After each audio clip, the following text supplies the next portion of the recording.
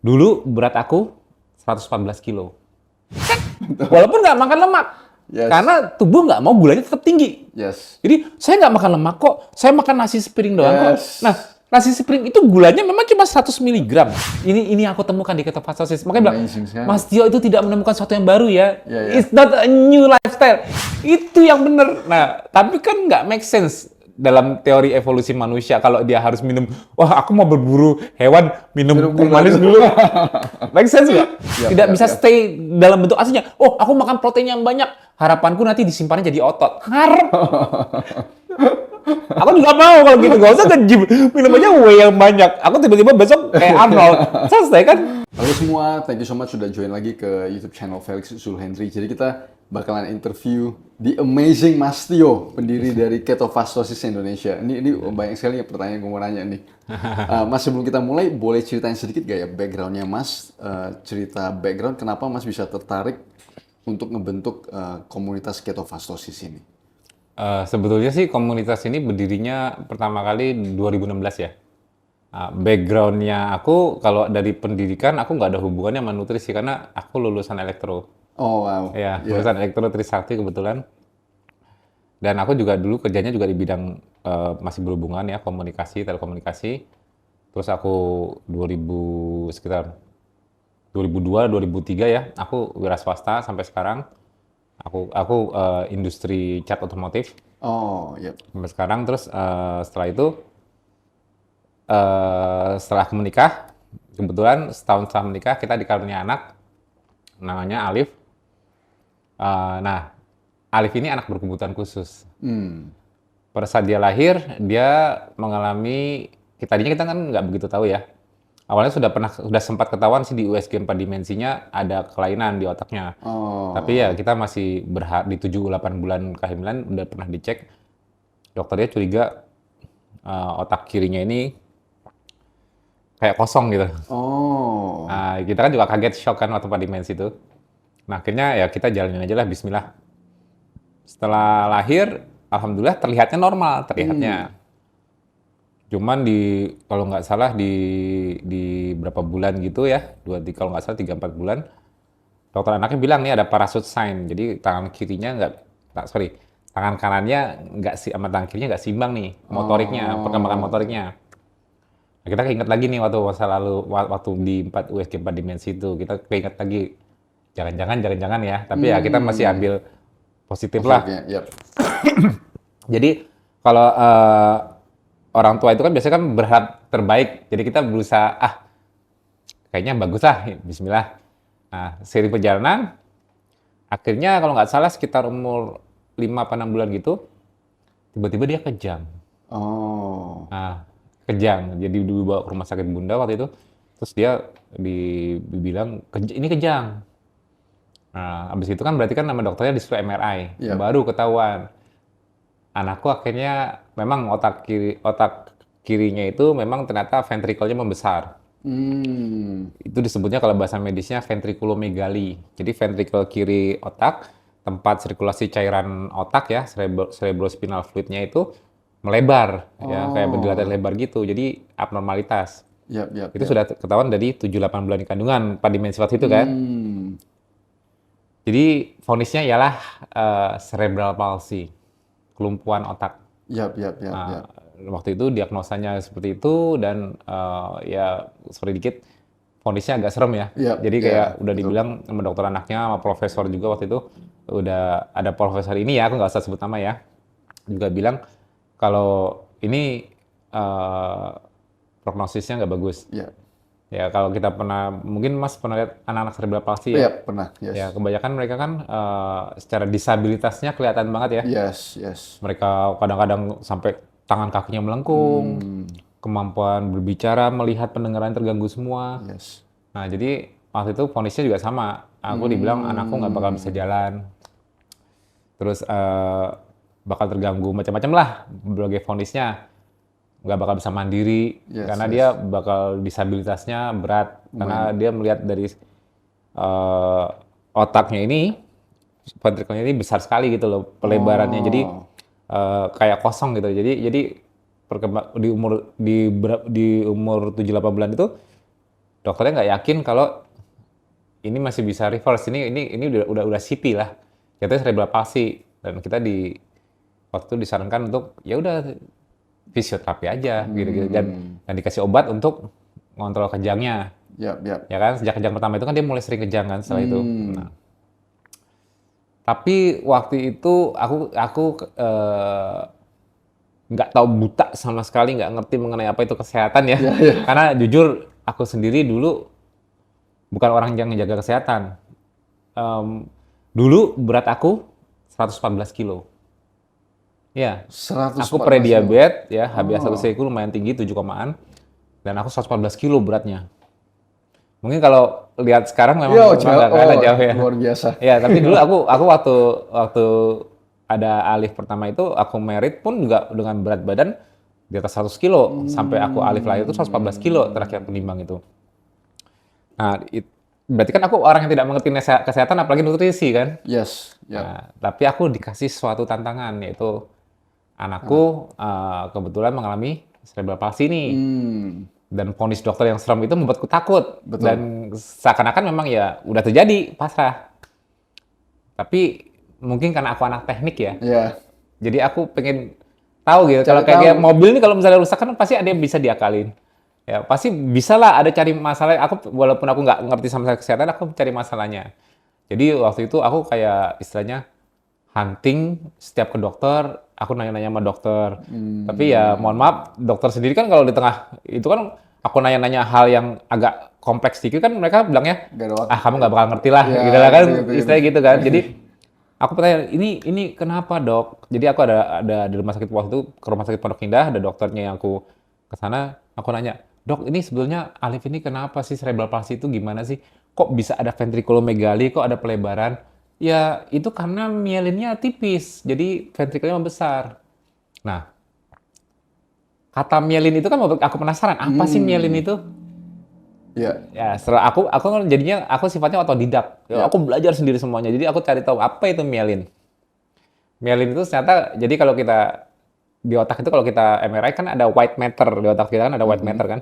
Nah, white matter itu selubung yang lemak itu, selubung lemak otak itu disebutnya mielin. Fungsinya itu, mielin itu fungsinya simple. Anggap aja otak kita ini kan seperti listrik. Jadi antar neuron itu komunikasinya kan dengan action potensial. Action potensial itu anggap aja itu listrik lah ya. Nah, agar action potensial atau arus listrik ini, kalau ini karena aku nggak bisa terlalu detail ini karena kan minta diawamin kan. Nggak apa-apa. Ya. Anggap aja action potensial itu bagi yang awam itu anggapnya arus listrik. Berarti kalau untuk arus listrik dari poin A ke poin B, aku setrum di sini sampai di sana lewat kabel tembaga lah ya. Berarti dia mielin itu selubungnya, selubung kabel itu mielin.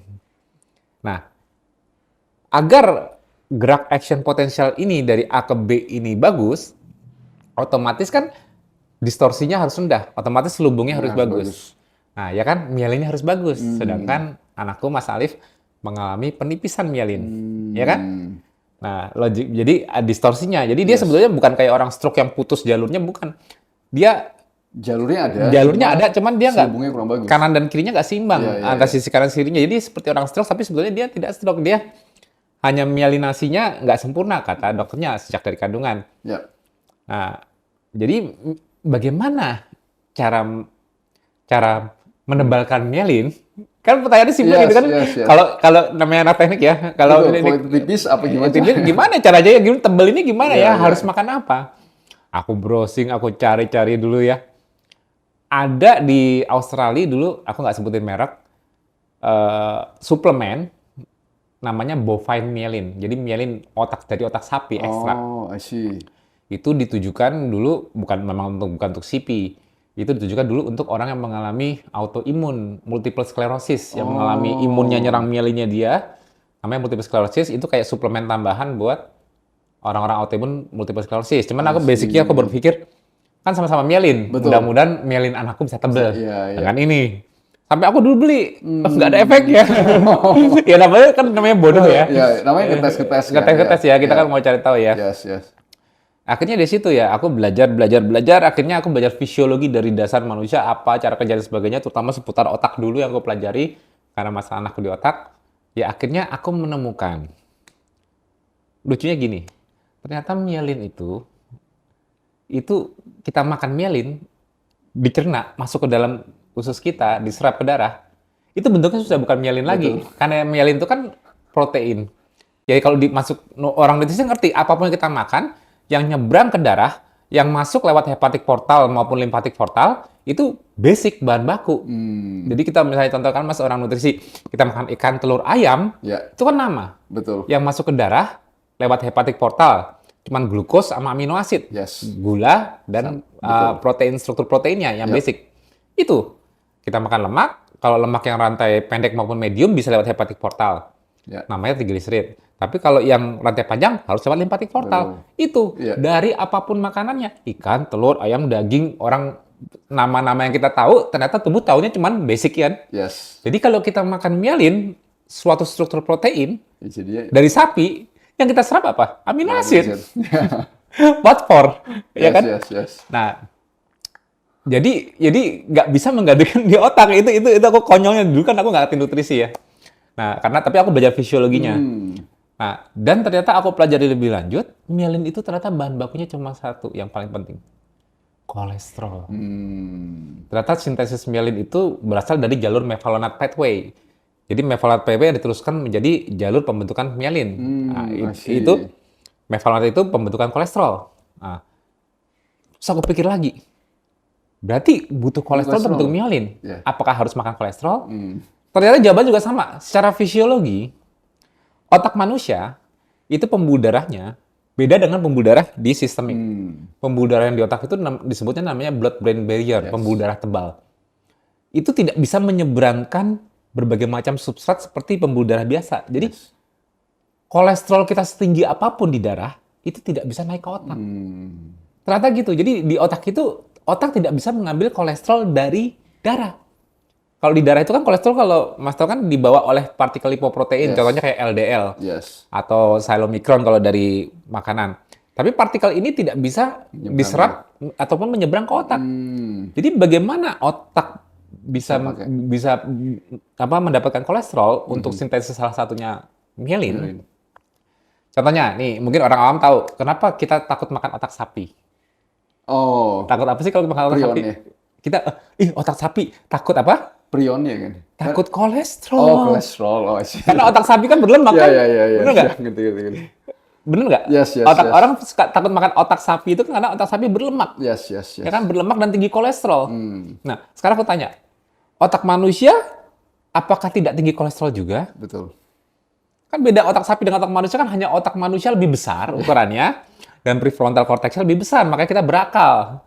Ya. Sedangkan otak mamalia lainnya, prefrontal cortexnya kecil, ukurannya kecil. Bedanya kita kan animal species. Yes. Otak kita sama, bedanya kita lebih besar, lebih kompleks, makanya kita berakal.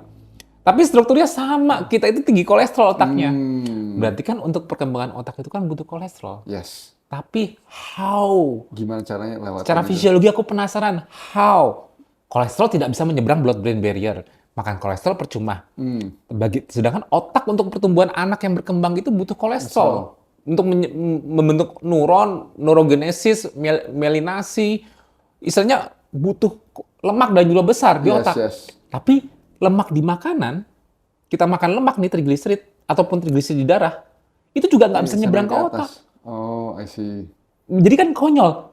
Lalu buat apa otak berlemak ini, buat apa kita makan lemak, dapat lemak dari atau protein dapat lemak kalau nggak bisa nyebrang ke atas. Kolesterol maupun trigliserid nggak bisa nyebrang ke atas. Sedangkan ini komposisinya lebih tinggi lemak. How caranya? Ternyata aku menemukan bahwa semua proses pertumbuhan di otak, mau mielinasi itu sendiri, neurogenesis dan sebagainya yang terjadi saat bayi baru lahir sampai dia mulai dewasa, pertumbuhan otak, itu semua terjadi secara de novo, disintesis sendiri di dalam tubuh kita. Dalam otak kita ini mensintesis sendiri. Jadi kalau jantung, liver, apa semua organ itu bisa pakai kolesterol yang didapat dari makanan, kita makan lemak, trigliserid, dan kolesterol yang berada dalamnya bisa diutilisasi oleh berbagai organ di tubuh. Hanya satu organ yang tidak bisa, karena ada blood-brain barrier tadi, pembuluh darah tebal yang melindungi otak, membatasi tidak bisa menyeberangnya molekul besar ke otak.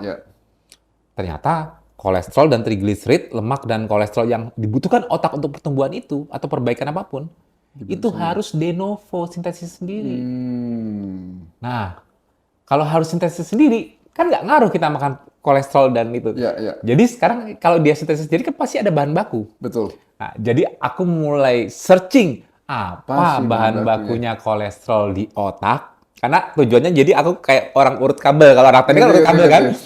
Aku butuh mielin buat anakku menebal. Mielin ini kalau harus disintesis sendiri, disintesis di otak sendiri, bahan bakunya Bahannya kolesterol. Ya. Bahan baku kolesterol ini dari mana kalau nggak bisa nyebrang dari otak?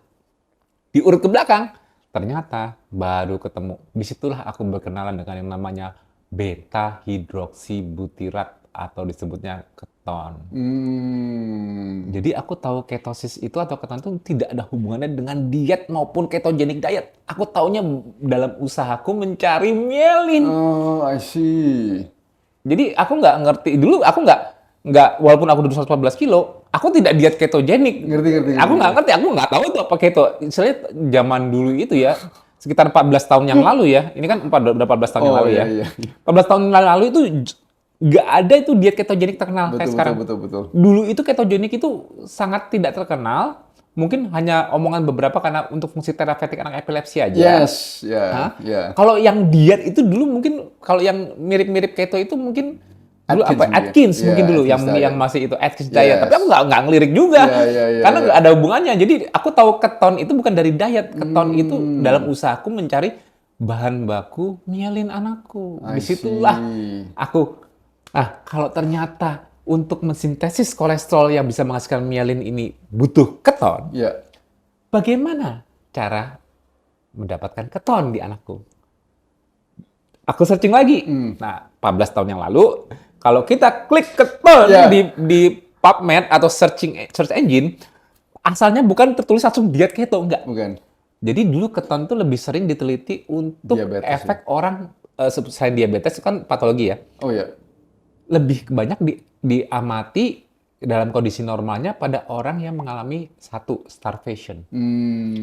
Jadi tawanan-tawanan perang, jurnal-jurnal lama aku pelajari itu Yes. tawanan-tawanan perang yang ditemukan itu mereka yang diselamatkan di kondisi ketosis, Yes. ada ketonnya, atau eksperimen waktu itu ada eksperimen puasa. Kahil menghasilkan keton. Jadi dulu aku nemuin keton itu pasangannya itu negatif. Karena judul jurnalnya apa? Starvation. Kan suatu kata konotasi yang negatif kan? Tapi ketonnya itu bagus, aku butuh. Tapi kok ditemukan apakah anakku harus kelaparan? Yes. Iya kan? Iya. Nah, disitulah aku cari gimana masuk akalnya. Gimana karena aku nggak ada yang infokan diet, jadi aku gimana memasuk akalkan kondisi starvation ini. Yes. Nah, disitulah aku akhirnya belajar macam-macam ya, termasuk antropologi dan sebagainya. Akhirnya aku baru tahu bahwa starvation itu ialah suatu hal yang normal tapi bukan di dunia modern. Contoh, kita sekarang di dunia modern ya, makanan banyak nggak di luar? Luar biasa. Kalau Mas sampai kelaparan, Iya. Mas Felix sampai kelaparan, konotasinya negatif. Kenapa?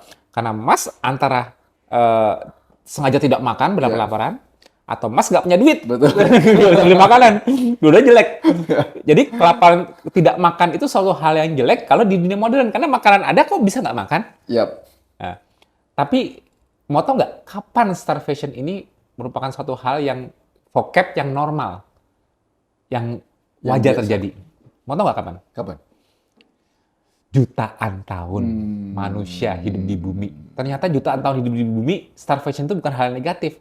Contoh, kira-kira ya kita semua orang beragama ya. Yap. Nah, kita semua nggak percaya sama Darwin yang kera ya. Kita bukan kera ya. Kita Adam and Eve lah. Yes. Ya. Dari Adam dan Eve, ancestor kita paling pertama sampai ke manusia modern, kan kita diturunkan di bumi ciptaan Tuhan.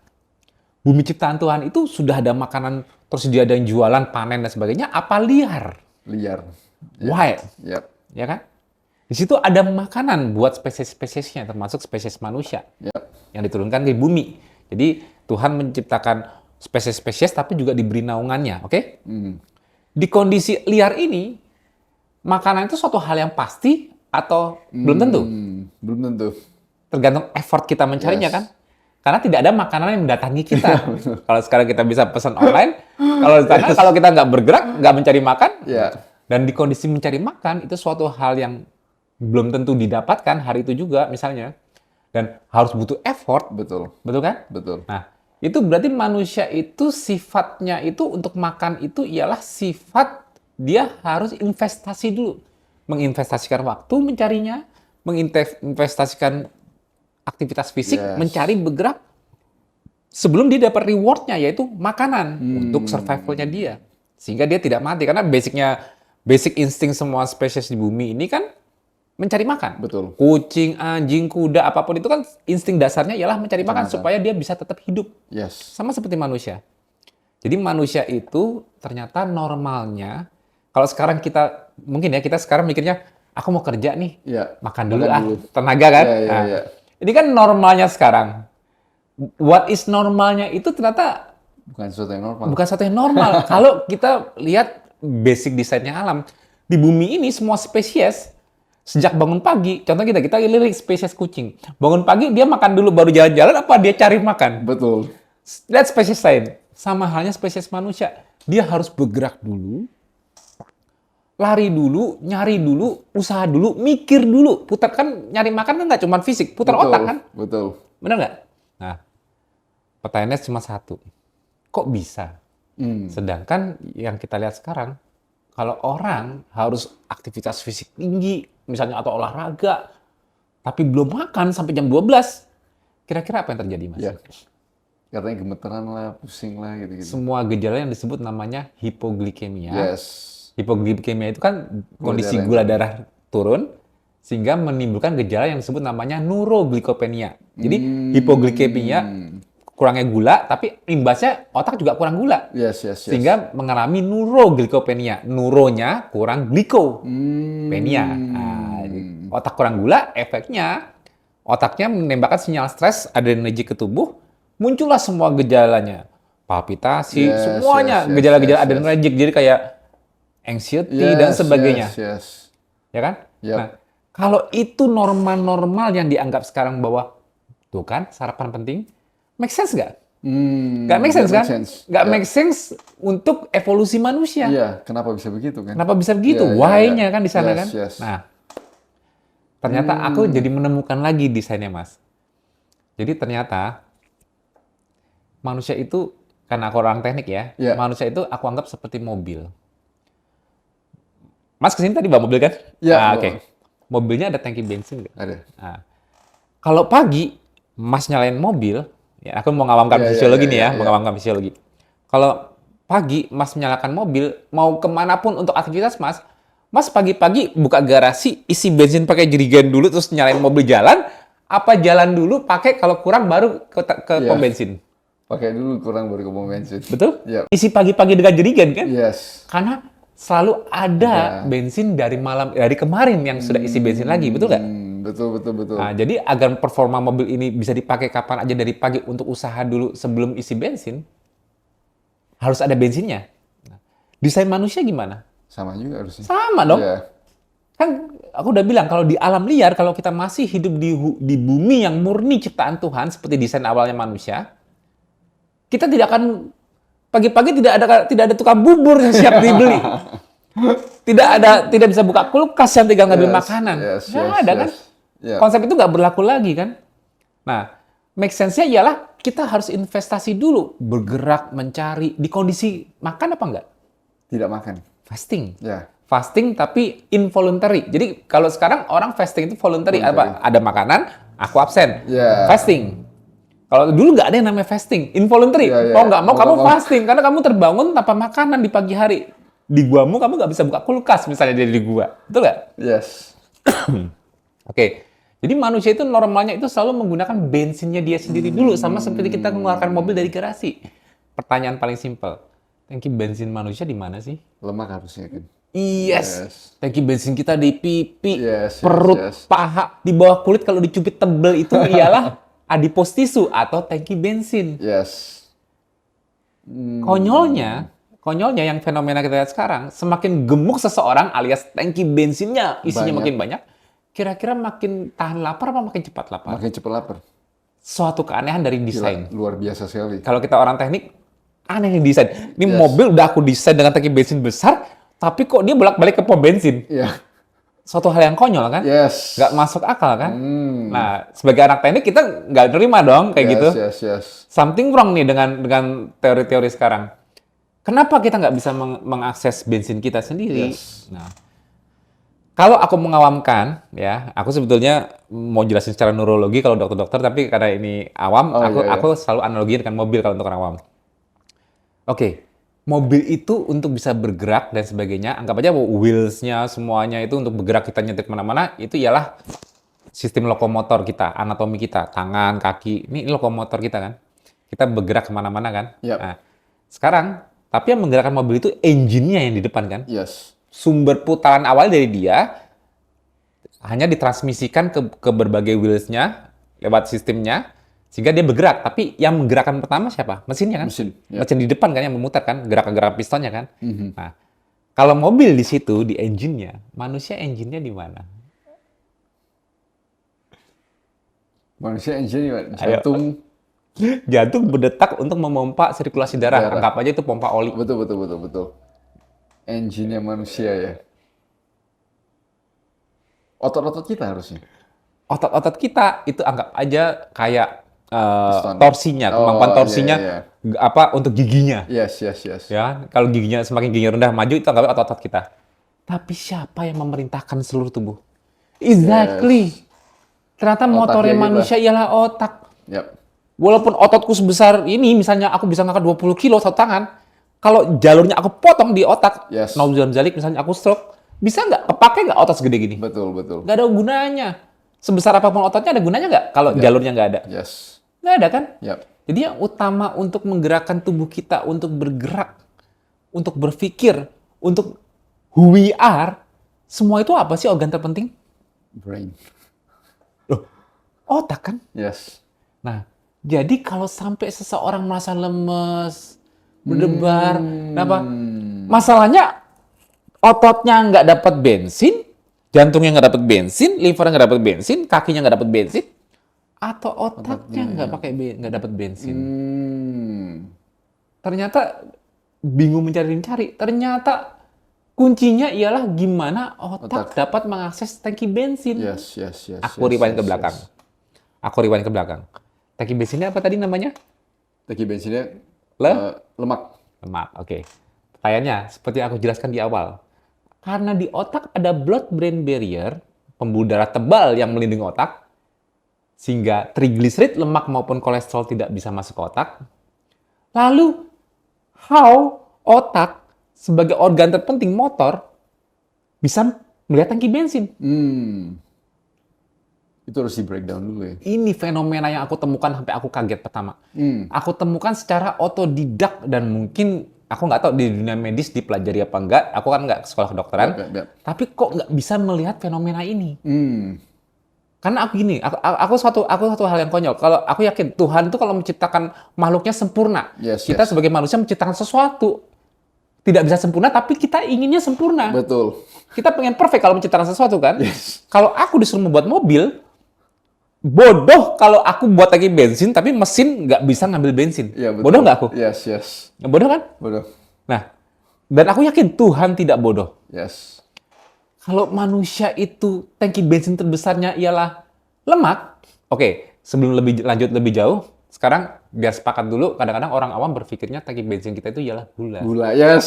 Itu juga. Kita betul. banyak makan sumber gula, Ya, teh manis, nasi, karena berpikir energi kita Dari gula. gula, betul. Ya kan? Sedangkan tubuh kita sendiri, mau nggak punya gula darah di atas 100? Tidak.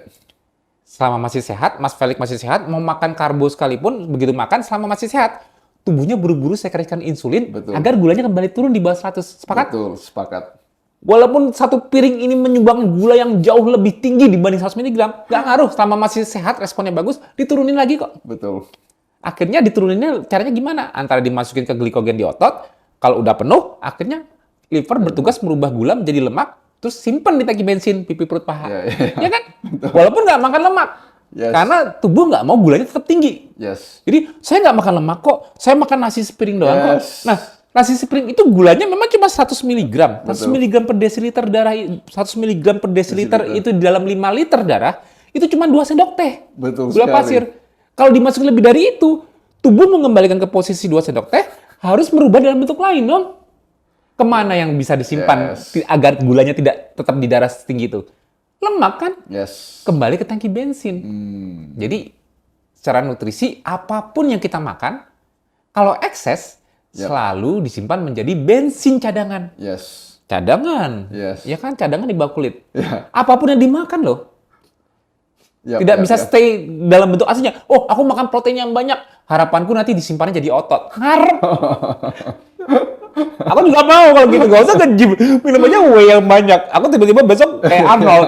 Selesai kan? Yes. Tubuh nggak mau menyimpan dalam protein. Kalau aku rubah menjadi protein fungsional, ada fungsinya, ada demand-nya. Betul. Jadi protein kalau nggak pakai ya juga akhirnya ujung-ujungnya disimpan jadi apa? Iya. Nitrogennya dibuang lewat urin, urea. Yes. Rantai amino asid yang nitrogen udah dibuang, sisanya keto asidnya dirubah jadi sugar dan lalu fat. Yes. Tidak ada dalam bentuk, tidak gula kembali normal lagi. Ya. Kalau masih sehat ya, bukan diabetes. Lemak ditambah. Ya. Tubuh kembali homeostasisnya. Yes. Di bawah 100 gulanya.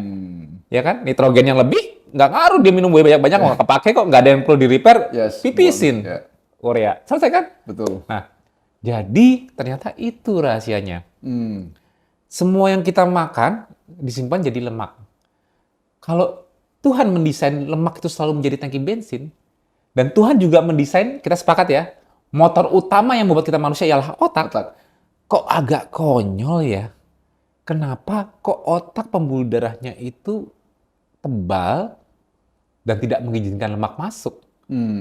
Soalnya kalau aku bikin mesin, Mas, aku pengennya bensin dari selang bensin itu bisa nyemprot Langsung, ke ya? otak. Nggak bensin otak, kenapa langsung pakai aja lemaknya? Yes. Jadi begitu aku puasa, aku olahraga, lemak dilepas dari pipi perut paha, langsung aja naik lemaknya ke otak.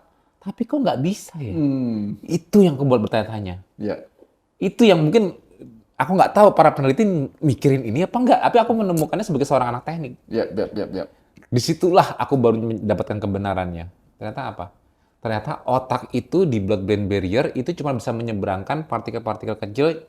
Amino asid bisa nyebrang ke otak. Ya. Karena di amino asid bisa beredar di darah secara freely, terutama yang dia kan hidrofilik, maksudnya bisa larut di air. Glukosa, gula. Gula juga dong, gula campur di air, larut dong. Yep. Gampang dia nyebrang ke otak, ada transporternya juga, GLUT, tinggal naik, Yes. ya kan? Amino asid juga ada transporternya. Lemak ini nih, darah kita kan komposisinya air.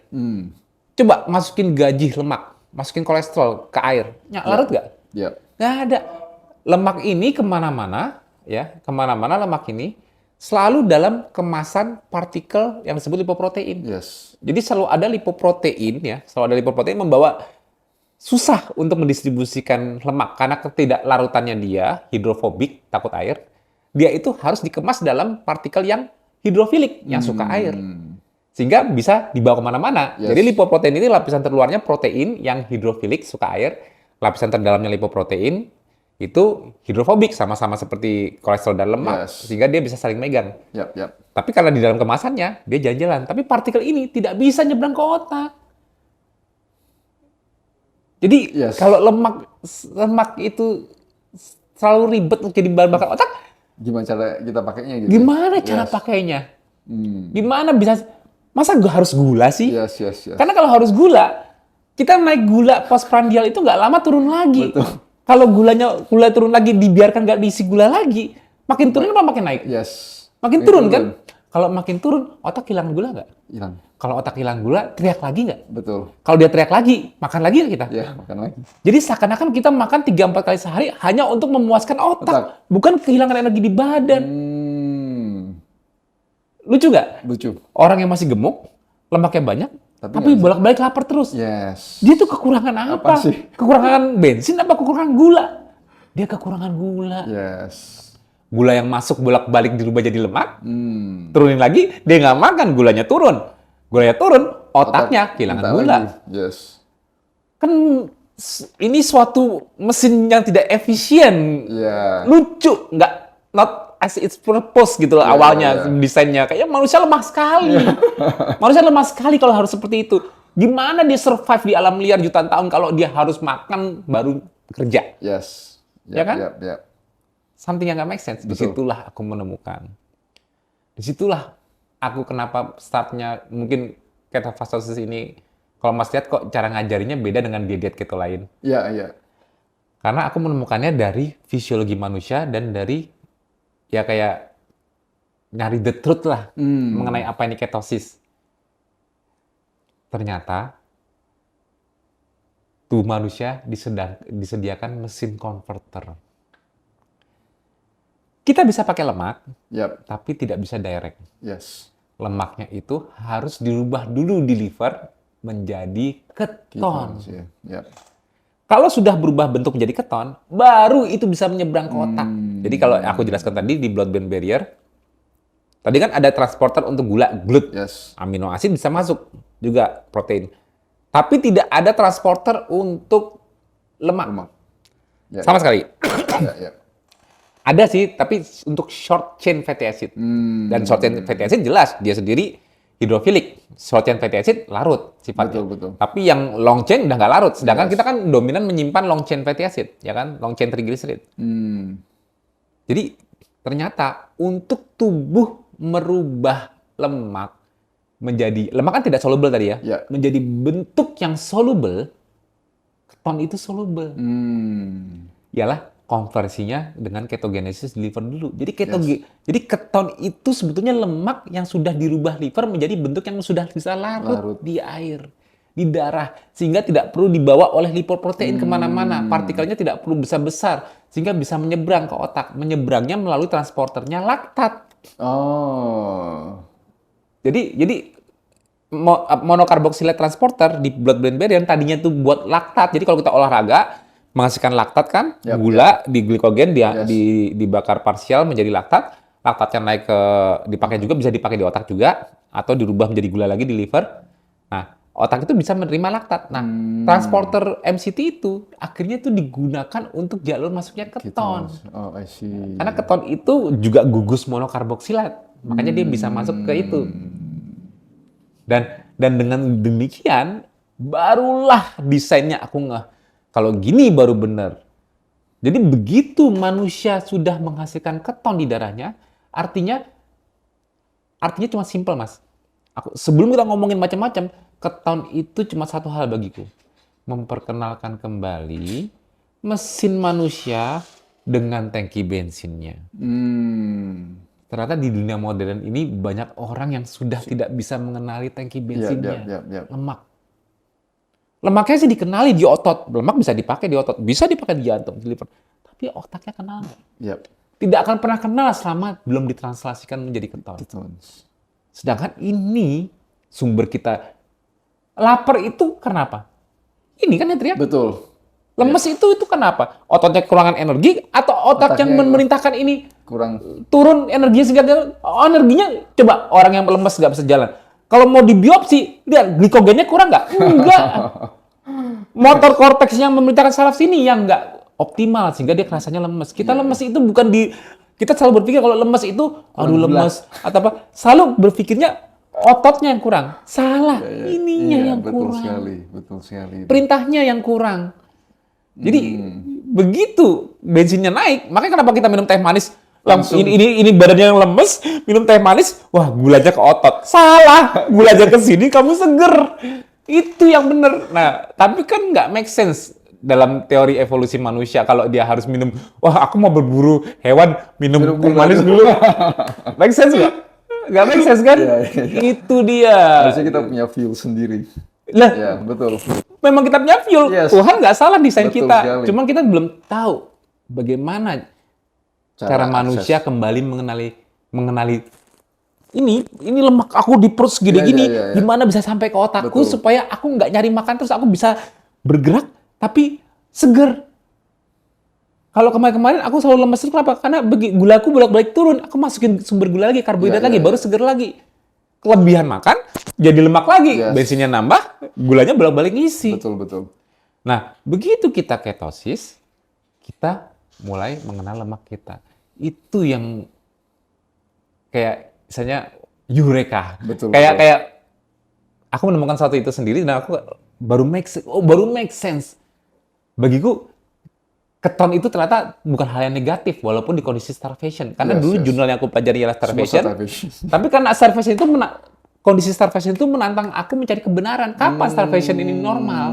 Ternyata jutaan tahun kalau Mas pagi hari harus cari makan dulu, berburu dulu baru bisa makan, normal nggak? Iya. Kalau sekarang kok belum makan? Iya, betul. Sedikit pun belum makan. Kok jam segini belum makan? Kalau ada nggak dulu di hutan jam segini belum makan? Ya belum dapat apa-apa. Kalau sekarang kok belum makan? Iya, iya, iya. Lah, aku bayarin deh kalau nggak punya duit. Iya kan? Kalau Yes, dulu yes. itu normal. Tidak makan puasa itu suatu hal yang normal. Terjadi setiap hari. Betul, betul. Bukan disengajakan, hari ini aku mau puasa. Enggak, itu terjadi setiap hari.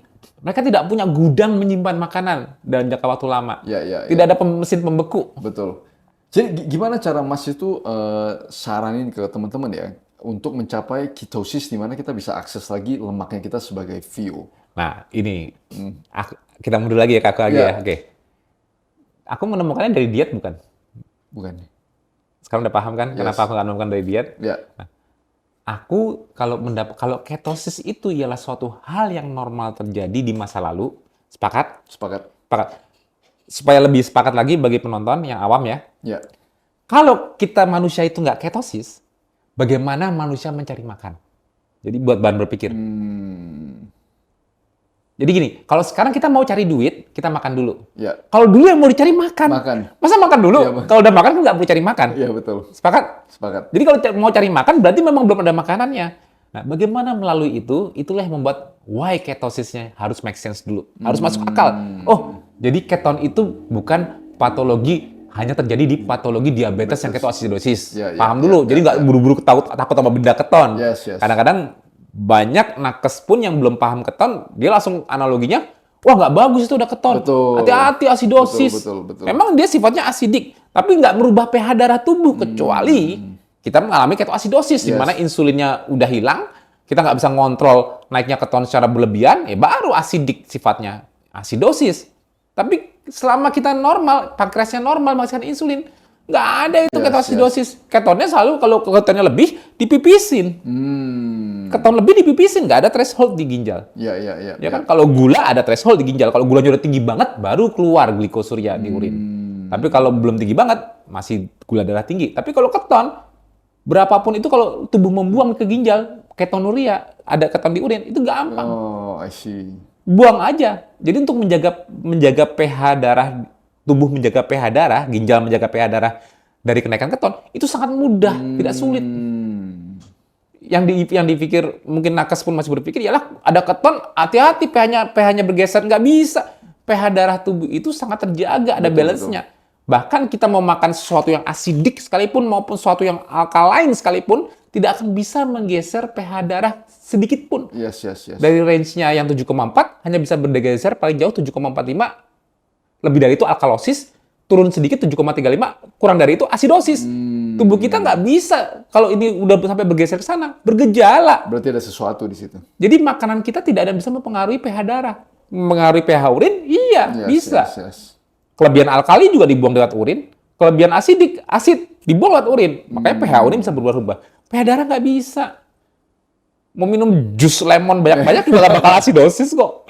Ya kan? Ini kadang-kadang ini sesuatu yang... Betul sekali. Kadang-kadang aku suka dengar hal-hal yang aneh-aneh di luar sana tanpa Enggak sih, fisiologi. emang tapi iya, kadang kita harus ngerti biochemistry sih. Maksudnya, Ya, itu maksudnya susahnya. pH itu dalam semua biological system selalu namanya buffer kan. Ya, harus ada buffer Iya, sistemnya. selalu Ya, ada buffer ya. system yang selalu jaga supaya Yes. nggak itu Iya. dan maksudnya kalau selama kita sehat, optimum dan segala macam, Yes. tidak mungkin Nutrisi tidak bisa mengganggu-gugat. betul sekali. Nah, yang bisa terjadi kalau kita mau mengalami alkalosis atau mengalami asidosis mudah, nggak usah mikirin makanan. Bikin masalah paru, bikin masalah ginjal. Gangguan di paru-paru dan ginjal yang dua-duanya organ yang menjaga pH darah ini, itu pasti bisa membuat kita misalnya respiratory alkalosis, Yes. kita bisa ngap-ngapan, atau kita asidosis. Yap, Jadi efek itu lebih ke arah pengaruh organ atau inflamasi yang berlebihan. Betul. Nggak ada, nutrisi hampir tidak pernah bisa menggeserkan betul. pH darah. Jadi kita makanya aku mau sepakatkan dulu ke audiens dan juga Mas bahwa keton itu make sense nggak? Jangan sampai nanti masih ada omongan keton itu bukannya bahaya ya? Nggak, Asidik make ya sense. apa? Ya, Nah, make sense. kalau secara evolusi keton itu make sense sebagai translasi lemak ke otak agar dia kenal lemaknya, bagaimana cara aku mengajari ketosis ke komunitasku? Ya. Aku tidak mengajari sebagai diet. Hmm. Sekarang aku tanya, normalnya orang punya keton itu sekarang apa dulu? Dulu. Ya, itu kan? Ya. Aku juga sepakat.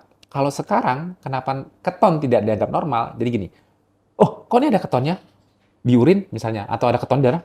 Jangan-jangan kamu diabetes. Yes. Nah, itu pemikiran salah satu. Atau yang kedua, diet keto ya. Oh, Ah. I see. Jadi, berarti keton itu bukan satu hal yang normal. Sekarang kenapa? Kenapa? Di mana-mana sekarang banyak karbo nggak? Yes. Kok bisa mengalami ketosis? Ya. Karena begitu kita masuk karbo, nggak ada itu ketosis. Yes, yes. Kamu kok bisa ketosis? Sengaja nggak makan karbo ya? Atau Atau kamu makan karbo kebanyakan diabetes, akhirnya kamu ketosidosis ya? Jadi keton itu jadi Misalkan dua hal tidak ya. normal sekarang kan? Ya, Oke. ya, ya. Makanya aku tanya, normalnya sekarang apa dulu? betul. Kalau dulu nggak ditanya.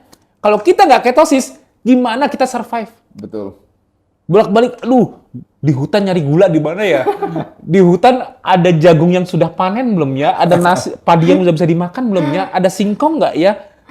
Emangnya gampang. Yang paling gampang di hutan ialah melihat sesuatu yang bergerak, dicari, dikejar. Betul. Itu Nggak ada waktu. Betul. Nah, itu yang paling make sense. Makanya kita terkenalnya kalau secara antropologi ialah manusia itu ialah hunters and gatherers. Ya. Ya kan? Yep. Nah, jadi keton itu harus make sense dulu. Make sense-nya kapan? Dulu. Yes. Nah, karena ketonnya make sense-nya dulu, jadi kondisinya harus seperti dulu, Mas.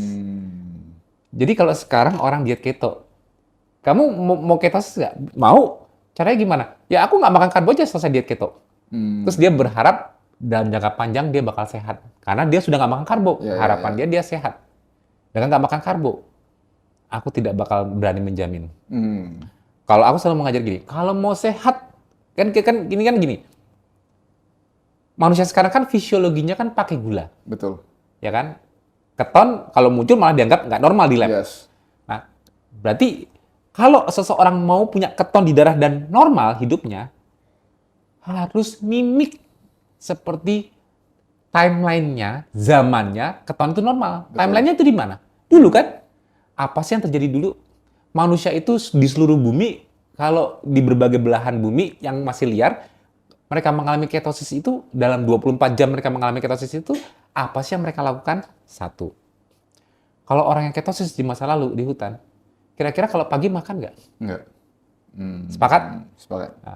Kalau aku sekarang punya keton, aku pengennya walaupun ini bukan timeline-ku, timeline-nya aku normalkan. Ada makanan, aku punya keton, kenapa aku harus makan sekarang?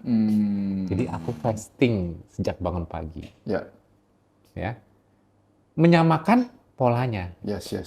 Nah, sekarang aku tanya, kalau orang yang punya keton dulu, bangun tidur punya keton di darah, dan normalnya dulu tidak makan, kalau orang nggak makan itu, cuma duduk depan gua nunggu makanan lewat, apa dia bergerak Yes. mencari makanannya? Bergerak kan? Bergerak. Nah, kalau sekarang mungkin kita bisa voluntary fasting. Aku ketosis nih, aku nggak makan deh. Tapi nggak makannya juga nggak duduk doang. Betul. Bergerak. Yes. Pasangannya fasting, di kondisi ketosis ialah moving. Nah, bukannya kalau aku moving masih fasting Gak tambah ada lemas. It's true kalau otaknya pakai gula. Yes. Not true kalau otaknya sudah bisa mengakses lemak di badan via konversi jadi keton. Make sense nggak? Betul. Ya, lifestyle-nya samakan. Karena sekarang timeline-nya bisa membuat kita buta. Tapi kalau ketosis harus jelas lagi. Spesies manusia itu harus gimana 24 jam. Karena untuk sehat itu hanya makanan atau pola hidup, Mas. Betul. Pola hidup kan? Betul. Ada nggak menjamin? Saya makan sehat-sehat, saya jamin mau saya nggak pernah olahraga, tidur berantakan, saya pasti tetap sehat. Karena saya makan sehat, makan superfood semua. Ada yang jamin? Nggak ada. 24 jam aktivitas kita menyumbangkan keseimbangan kita. Betul. Makan itu cuma sebagian di jendela makan. Nggak bisa menentukan kesehatan overall. Yes. Pola hidup perilaku kita yang paling krusial Yep. untuk menentukan outputnya kita tetap sehat atau bakal sakit. Betul. Mengalami chronicity, bener nggak? Betul. Nah, jadi ketosis itu normalnya aku samakan seperti aku ajari seperti normalnya itu berada timelinenya. Orang yang ketosis normalnya kamu kan bisa ngasih semak. Kenapa kamu pagi-pagi makan? Ya. Kamu lapar kah? Enggak sih kalau sudah ketosis. Kalau pagi setelah ketosis kamu cepat lemas, apa kamu malah berenergi? Berenergi. Ya bergerak dong, olahraga di kondisi fasting. Kalau dulu kamu sebelum olahraga aktivitas makan dulu, sekarang justru malah fasting pasangannya moving. Kalau kamu moving, kan lipolisis meningkat. Yes. Ya kan adrenalin kan juga meningkatkan lipolisis. Lemak kita lepas. Semakin banyak lemak lepas, habis olahraga malah tambah segar, ketahuan makin banyak. Jreng. Kalau kita cuma diem duduk terus selama puasa, yang ada ya segitu-segitu aja malah lapar, lemes. Kenapa? Lu nggak digas, mobilnya nggak dijalanin, gimana bensinnya mau disemprot? Gerakin dong. Nah, abis nge-gym atau apa olahraga bergerak, baru dia seger seharian walaupun belum makan. Memang fasting tuh pasangannya moving. Di masa lalu juga kayak gitu. Yes. Begitu energi meningkat, otaknya juga powerful. Ya kan? Brain thinkingnya. Makanya manusia secara evolusi bisa otaknya berkembang terus sampai teknologi. Kenapa? Manusia itu bisa kebudayaan sampai dia teknologi itu tantangan awalnya cuma satu, apa sih? Urusan perut, bukan? Betul sekali. Bagian-bagian bumi, ya. Contoh, kita negara tropis. Bandingkan sama negara barat 4 musim. Kira-kira mana yang lebih pintar? Harusnya sih kita. Enggak dong. Iya. Oh, karena makannya. Yes. Oh, I see. That makes a lot of sense. Yes, karena apa? Secara antropologi, di bumi, lokasi-lokasi yang ditantang secara alam sulit makan, itu justru malah menghasilkan orang-orang yang lebih pintar. Karena apa? Mereka ditantang. Kita tuh manja, tropis, tinggal metik apa. Tapi orang itu ditantang, mereka harus bisa jual teknologi, apa sebagainya. Kenapa? Mereka challenge dan mereka tuh yang orang-orang 4 musim itu yang lebih sering mengalami famine. Betul. Akhirnya, ingat gak? Famine atau starvation, efeknya apa? Ya, ketosis. Berarti ketosis brain power bukan? Yes. Brain power untuk kita thinking, untuk advance, maju. Betul sekali. Evolusi manusia berkembang didukung oleh kondisi ketosisnya. Kalau tanpa ketosis, manusia harus makan dulu baru bisa mikir.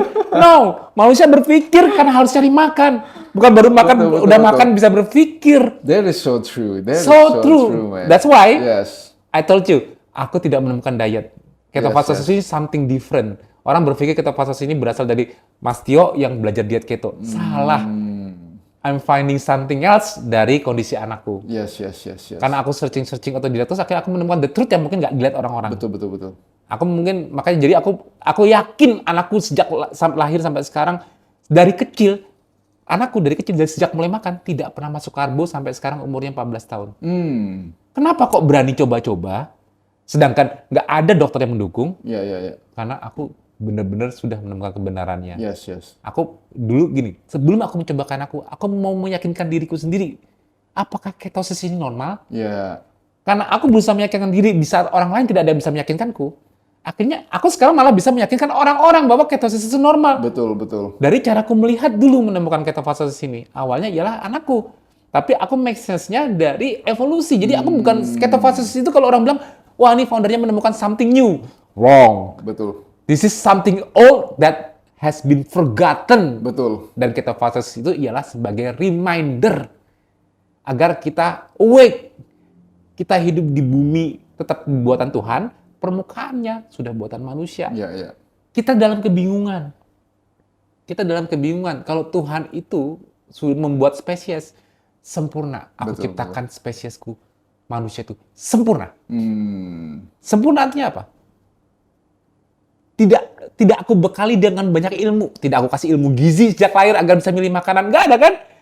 Tapi apakah dengan tidak belajar gizi manusia cepat mati? Iya. Kan enggak. Ya dong? Betul. Ya kan? Apakah tidak mengerti kesehatan, higienitas manusia cepat mati di bumi ciptanya jutaan tahun? Apakah sekarang ini manusia life expectancy-nya lebih tinggi dibanding orang dulu? Nah itu juga sering tuh, itu sering perdebatan itu. Iya kan? Iya. So not true kan? Yes. Ya kan? Ternyata, jadi kita cari esensi sehat. Jadi secara nggak langsung ketosis ini menunjukkan bahwa kita masih menunggu jurnal-jurnal yang mencari what the best lifestyle, what the best food, what the best everything. Semua banyak pro kontra jurnal nutrisi dan sebagainya, semua masih mencari, kita masih menunggu. Betul. Tapi mungkin, perhaps, we don't have to wait that far. We just look to the history. Iya.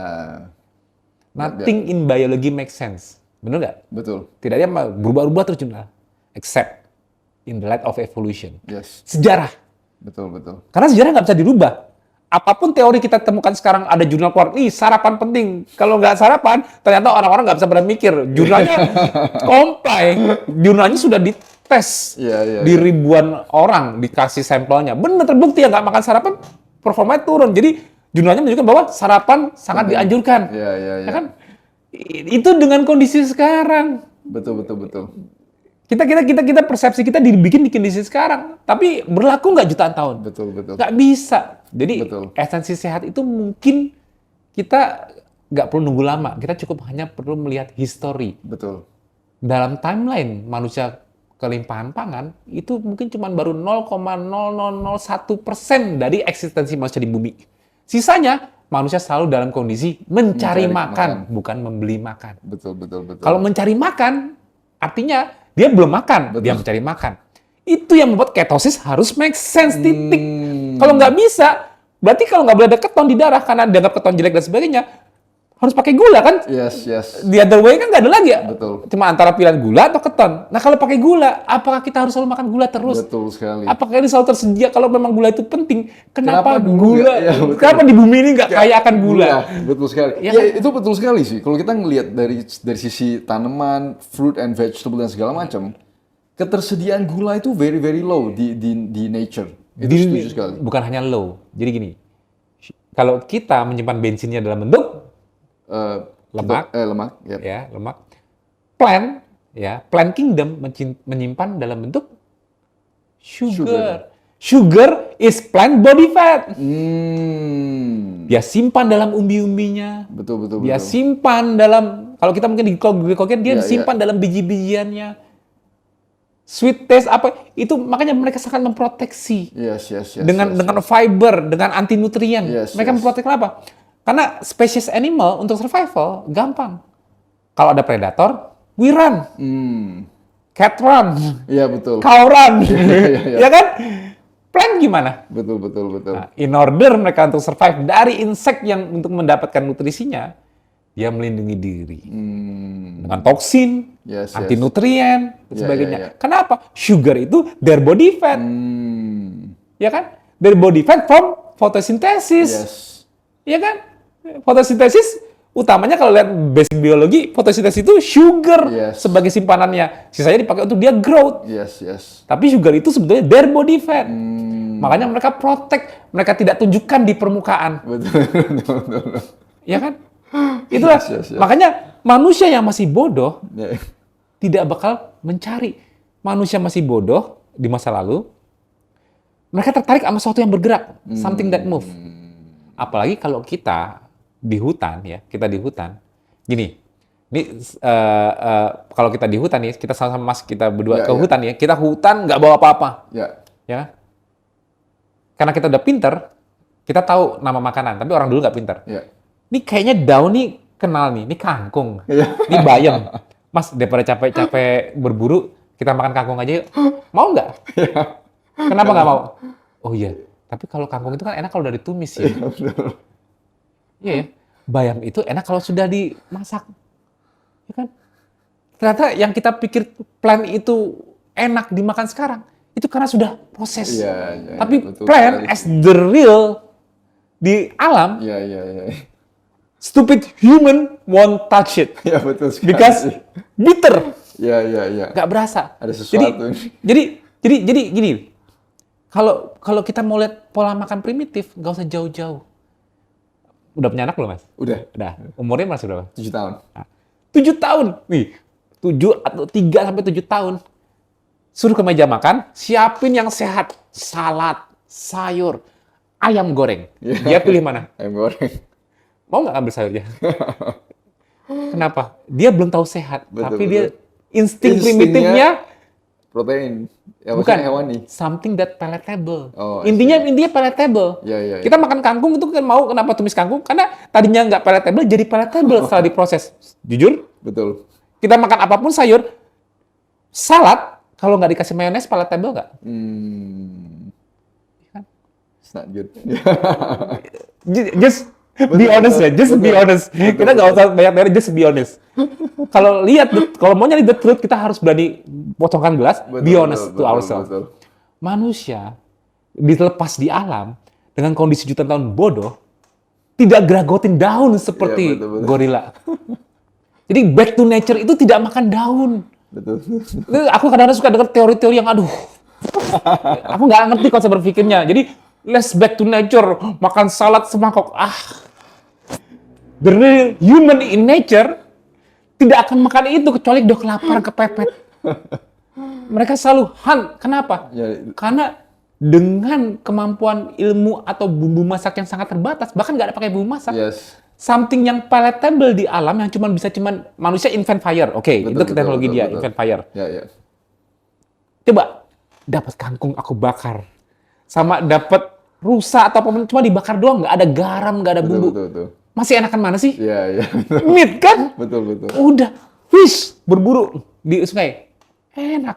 Tapi daun-daun dibakar Iya, iya. itu nggak ada rasanya. Oh, sebentar, beras minyak goreng, cari bawang putih, kan enggak. Jadi get real lah, Betul, be betul. honest. Yes, yes, yes, yes, yes. What humans eat in the wild, something that palatable, udah selesai. Yang rasa lidah itu difungsikan gini. Saat manusia bodoh, kalau dia mengalami yang pahit, dia menolak. pasti- Kenapa? betul. Kenapa ada Kenapa? rasa pahitnya? Betul. Menghindari toksin. Betul, betul, make sense. Ya. Rasa sour, menghindari basi. Ya kan? Sweet memang dia cari. Masalahnya nggak ada sweet di alam. Betul, exactly that. Tapi umami, gurih, Ya, itu yang selalu dia ada. makan setiap hari. Selalu ada dari hasil buruan dia. Jadi kita jujur lah. Pak yang manusia itu kalau makan itu nggak pakai ilmu gizi kok. Cuma nyari yang palatable. Yes, Nah, yes, sekarang yes, kita yes, juga yes. jujur. Sekarang orang banyak ilmu gizi. Semua pada nyarinya tetap yang palatable nggak? Yes. Yang palatable sekarang apa? Snack-snack gitu. Yang Minuman. palatable. Kalau mau bikin sesuatu yang palatable dan disukai orang, palatable, membuat palatable menjadi hyper palatable itu mudah. Fat itu palatable bukan? Ya. Ya kan? Add sugar, you make it hyper palatable. Really good. This is good. It's really good. Ya kan? Kenapa manusia dulu berburu hewan tanpa masak-masak yang kompleks bisa tetap dimakan? Kenapa? Coba, Mas aku kasih ayam, nggak diapa-apain, cuma dibakar doang, pas makan. Sekarang kira-kira Mas makan pahanya apa dadanya yang keras? Pahanya. Jujur? Iya, Honest? betul. Insting dasar? Yes. Ya. Secara tidak langsung, kita tidak tahu mana protein dan lemak, kita mencari bagian yang terasa Paling- gurih. Iya, betul sekali. Karena yang gurih itu unsur lemaknya, Iya, bukan iya, hanya iya. dagingnya. Tapi mereka tetap makan. Yes. Jadi lemak itu ya kita sekarang takut-takut, tapi lemak itu esensinya kita mencari palatability. Kalau mau jujur ya, sebelum kita bahas kompleks nutrisi ya, kita cari be honest dah. Dari evolusi yang sudah terjadi. Walaupun kita ilmunya sekarang tinggi mengenai segala hal, vitamin A sampai Z kita tahu, honest lah. Kalau aku kasih ayam, ya apalagi ayam yang enggak, mungkin kalau yang ayam sekarang udah dibumbuin kecap manis apapun, dada pun jadi enak. Betul, Tapi betul. kalau ayam yang mentah gitu kan, pasti nyari sayap. Makanya Mas Felix, anak 7 tahun, lihat deh, yang dia makan bagian mana sih? Betul, betul, betul. Sayap, chicken wing, pahanya, apanya, betul nggak? Betul, betul. Jadi fat itu dicari secara insting, bukan ilmu pengetahuan nutrisi. Mungkin kalau Betul. sekarang kulitnya dibuangin, makan dada nggak mau ada lemaknya. Itu kan Ada karena tukangnya. mereka sudah Iya, punya betul. fear yang termemori karena dari ilmu yang mereka dapatkan. Tapi kalau kita semua basic insting lagi, dari dasar seperti anak-anak, masih primitif, belum banyak ilmu. Betul, betul. Pilihan dari muda dewasa di masa lalu itu sama. Betul. Mereka selalu mencari bagian-bagian yang palatable Yes, dari yes. hewan yang mereka buru. Karena proses masak mereka minim. Yes, yes. Tidak bisa lebih nikmat dulu seperti sekarang. Jadi mereka makan sehari-hari seperti itu. Iya. Ya kan? Ya Nah, dicari, betul, betul. jadi kenapa aku bilang kalau di ketofastosis itu aku tidak mengajarkan dia, tapi aku mengajarkan pola hidup yang menormalkan why kamu ketosis. Kalau kamu ketosis, kamu hidupnya seperti orang dulu dong. Iya, betul. Tapi aku nggak menyuruh orang-orang, yuk kita mau kembali ke hutan. Nggak ada yang mau dong. Oke, kita nggak usah hidup ke hutan. Tidak usah benar-benar hidup di alam liar untuk membuat ketosis kita bagus. At least kita punya boundaries seperti di hutan. Betul. Karena kalau kita nggak punya boundaries dalam hidup ini, tidak punya pembatasan, bubar jalan kita. Betul. Makanya aku ciptakan boundaries seperti ini. Kalau normalnya dulu itu pagi tidak makan, normalnya kalau kamu sekarang sudah tidak makan karbo, pagi kamu juga nggak perlu makan. Iya, iya, iya. Kalau dulu normalnya orang yang tidak makan itu mencari makan, kalau sekarang walaupun kamu banyak makanan, walaupun kamu bisa beli makan dengan duit, at least kamu bergerak lah, aktif fisik, jalan kaki kek, olahraga kek, naik tangga kek, bagus-bagus gym. Betul. Ya kan? Yap. Ada effortnya, jangan diam aja. Betul. Karena kalau kamu ketosis kamu seharian duduk, kamu ketosisnya seperti di zaman modern, tidak ketosis seperti zaman dulu. Betul, Karena betul, orang dulu betul. ketosis itu tujuannya untuk survival. Untuk survival dia harus usaha mencari makan. Jadi kalau ketosis itu ialah survival metabolism untuk evolusi manusia, ya kita act seperti kita lagi mau survive. Ya nggak ada kebutuhan survive karena kita punya duit, kita punya makanan, tapi kita bergerak seperti orang mau survive, aktif bergerak, tidak hanya diam. Itu kuncinya. Fasting itu selalu dipasangkan dengan moving. Kalau kamu mau nikmat fastingnya. Fasting itu tidak akan nikmat kalau kamu jarang moving. Kamu cuma nunggu, aduh nggak makan, nungguin jam buka. Ngapain ya? Akhirnya malah wandering makanan. Betul. Sorry, percaya nggak Mas? Mungkin Mas belum tahu, Ya. aku itu selama 14 tahun makan cuma sekali sehari. Pas ketemu aku sekarang, aku belum makan. Ini masih jam berapa? Masih 2:30, belum makan. Aku kalau makan itu selalu sebelum atau sesudah maghrib, selesai. Oh, I Dari see. pagi nggak makan lagi. Tapi aku nggak mengajarkan ini ya, Yap. karena aku sudah belasan tahun. Harus training dulu sih. Harus Kalau disesuaikan. makanya di ketofastosis itu ada fase-fasenya. Pertama, belajar puasa itu skip sarapan dulu. Nanti semakin dia advance, semakin dia mampu, baru dia memundurkan jendela bukanya. Oh, jam 1, jam 2, dan seterusnya. see. Tidak bisa langsung seperti aku. Ini Betul, bukan betul. something magic yang bisa dilakukan sejak, oh ketosis aku makan sekali sehari kayak Mas Tio. Nggak bisa. Betul. Don't do that. Don't do that at home. Ya, tapi aku hanya mencontohkan Yes, kenapa yes. aku bisa seperti ini. Nah, dengan kondisi aku makan terakhir habis maghrib kemarin, Mas lihat aku ngomong on fire seperti ini, Yes. mikir cepat, Ya. aneh nggak? Kan? Aneh. Ya. Aneh kan apa? Karena kalau orang yang tidak ketosis jam segini belum makan, Betul, udah langsung. bisa nggak bright? Yap. Nggak bisa. Betul. Justru kenapa tadi pagi aku nge-gym sampai sekarang nggak makan? Justru karena aku udah moving, aku sudah menyemprotkan bensin keluar. Aku menikmati hasilnya. Sekarang aku lagi menikmati, walaupun duduk tapi keton di darah masih banyak. Aku menikmati di otakku sehingga aku bisa Fresh. kayak Ya, fresh betul. terus. Aku tiba-tiba dapat idea. Aku senangnya kalau ngobrol kayak gini, tiba-tiba ada idea. Cara mengamalkannya tiba-tiba aja spontaneously. Aku nggak baca teks dan sebagainya. Ya. Ini semua karena keton power ini. Dan aku peroleh bukan dengan aku seharian dari pagi tadi cuman, aduh kapan ya maghrib yang mau buka? Enggak. Aku sibuk, aku nggak mikirin makanan. Ya. Makanya fasting itu pasangannya moving. Yes. Ya kan? Bukan sitting terus. Enggak. Betul. Nah, bahkan kalau perlu fasting, moving, setelah itu thinking, berpikir.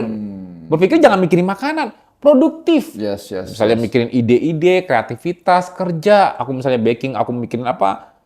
Ya kita bekerja. Jadi kalau gini istilahnya Mas, orang sibuk itu sering lupa makan nggak? Ya, betul. Orang nggak sibuk mikirin Makan makan terus. dulu, Nah, ya. makanya untuk membuat fasting mudah itu fasting, moving, sibuk, thinking. Yes.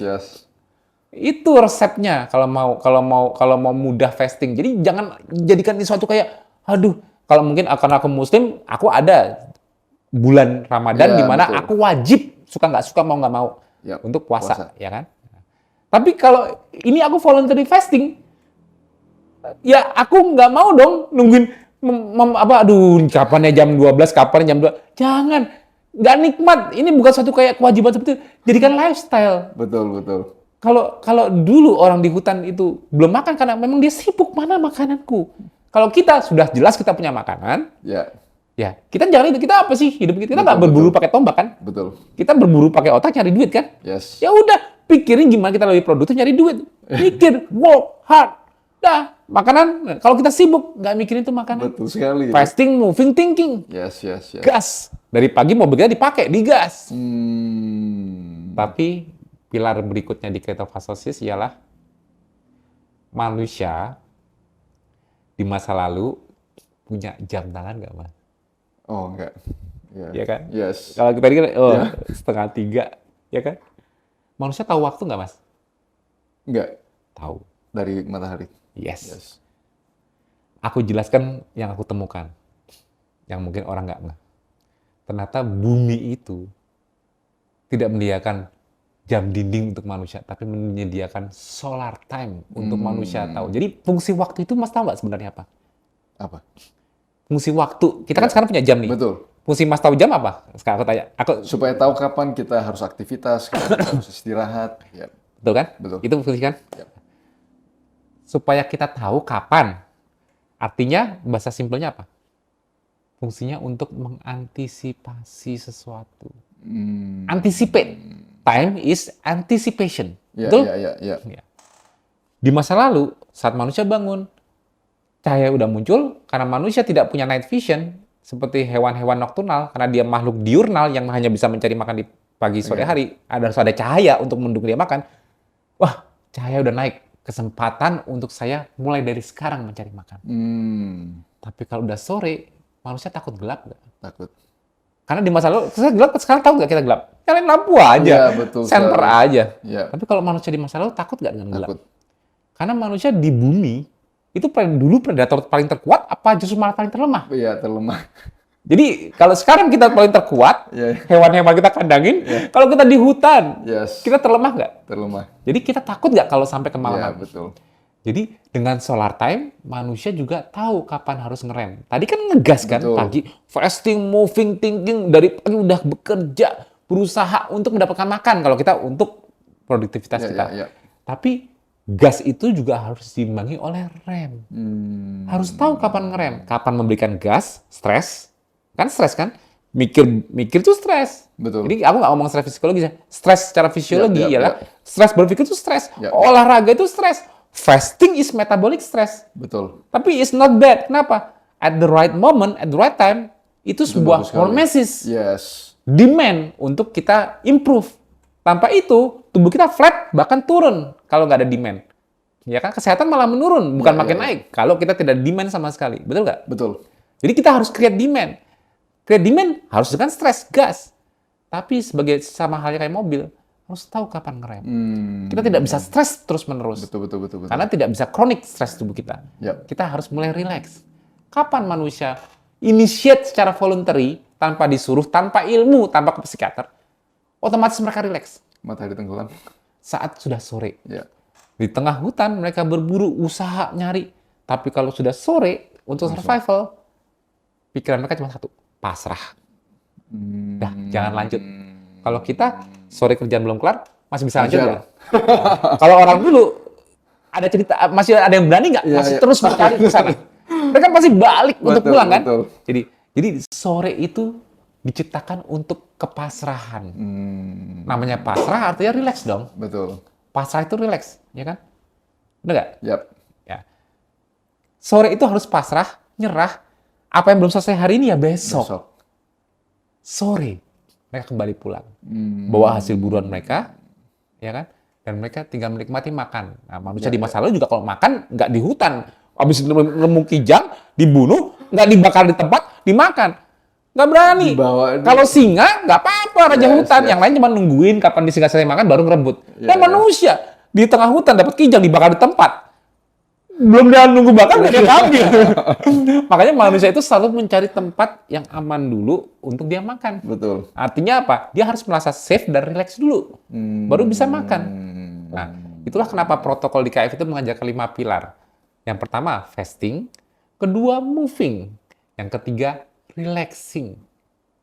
Jadi belum ngomong makanan ini. Iya, iya. Habis fasting, moving, harus Relax. relaxing dulu. Karena untuk makan, kita butuh relax, Mas. Betul sekali sih. Nggak bisa kita makan dalam kondisi stres. Coba, sekarang Mas aku suruh lari sprint 500 meter, mau cepet ke sampai sana, ngos-ngosan, aku kasih Bisa burger. Makan, Mas. Muntah. Ya, betul sekali. Pencernaannya bakal reject. Kenapa? Sistem saraf stresnya lagi dominan. Yes. Jadi semakin kita relax, semakin parasimpatetik kita dominan, vagal tone kita dominan, baru kita bisa siap motility-nya, siap enzim pencernaannya, Mantap. siap digestion-nya untuk menerima makanan. Betul sekali. Kuncinya pertama ialah relax dulu. Makanya orang punya anxiety, GERD, itu sebetulnya problemnya karena stres dia ketinggian, dia nggak bisa makan bukan karena satu hal. Kenapa? Sistem saraf dia masih overaktif simpatetik tone-nya. Yes. Simpatetik stres, parasimpatetik relax. Simpatetik dominance itu yang bikin orang-orang yang lagi inflamasi, sakit, apa nggak bisa makan. Kenapa? Betul sekali. Karena memang dicegah untuk makan oleh sistem sarafnya yang kontrol pencernaannya. Nggak bisa terima. Betul. Malah nggak efisien. Makan malah cuman ke toilet doang nanti. Karena isinya nggak keserap sempurna. Karena enzim yang butuh untuk memecah nggak sempurna disekresikan pankreas. Percuma kan? Nah, jadi ternyata sebelum ngomong nutrisi, Kita ngomong perilaku Relax dulu. dulu, betul. Fasting, moving, relax dulu. Yes. Sama manusia di masa lalu nggak perlu diajari itu. Mereka malah harus save dulu, Baru makan. baru makan. Ya, betul sekali. Nggak ada ilmunya.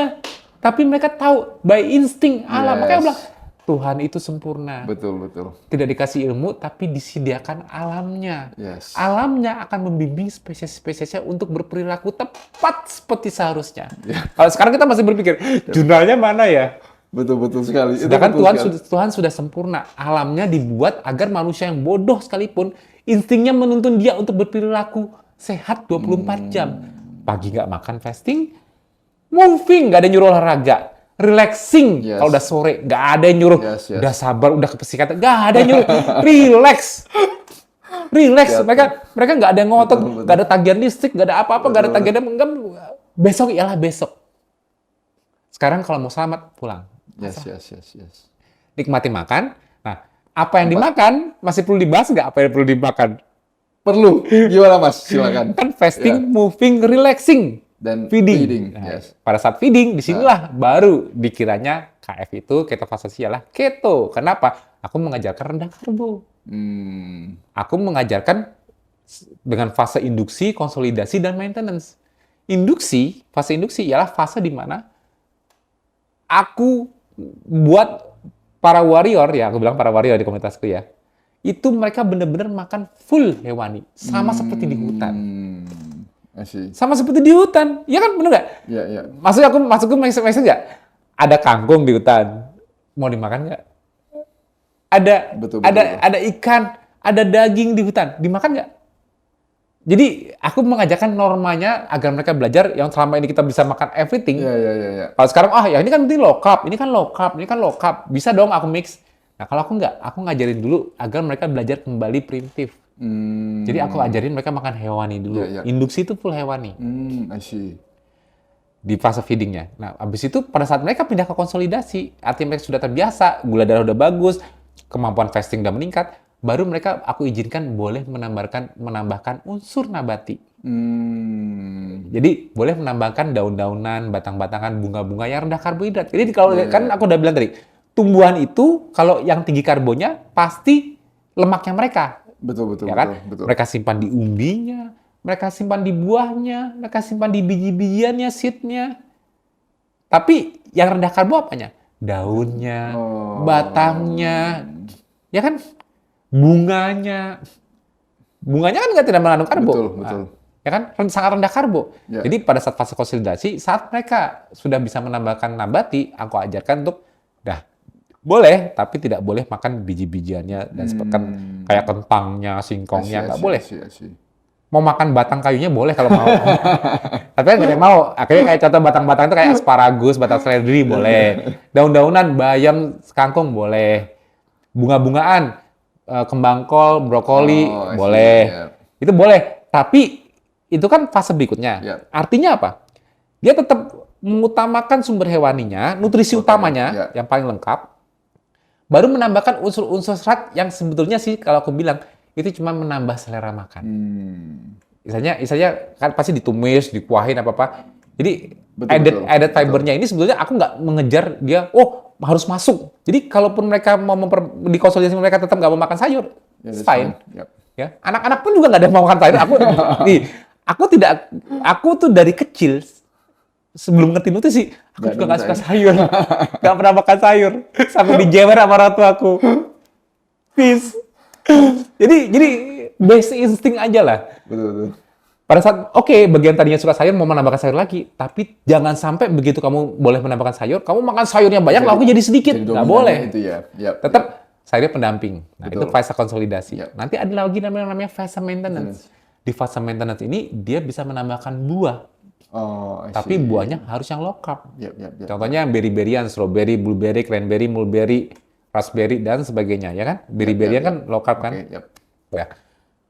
Tapi itu juga ada pembatasan. Artinya gini, itu hanya sebagai Tambahan aja. cuci mulut. Yes. Sudah makan real food, hewani, bisa kalau udah konsolidasi bisa added daun-daunan atau apa yang berkuah untuk nambah selera, appetite. Selesai itu, baru buah. Sudah kenyang kan? Hanya sedikit. Yap. Kenapa aku desain seperti itu, Mas? Nih, makanan itu cuma 2 dunia.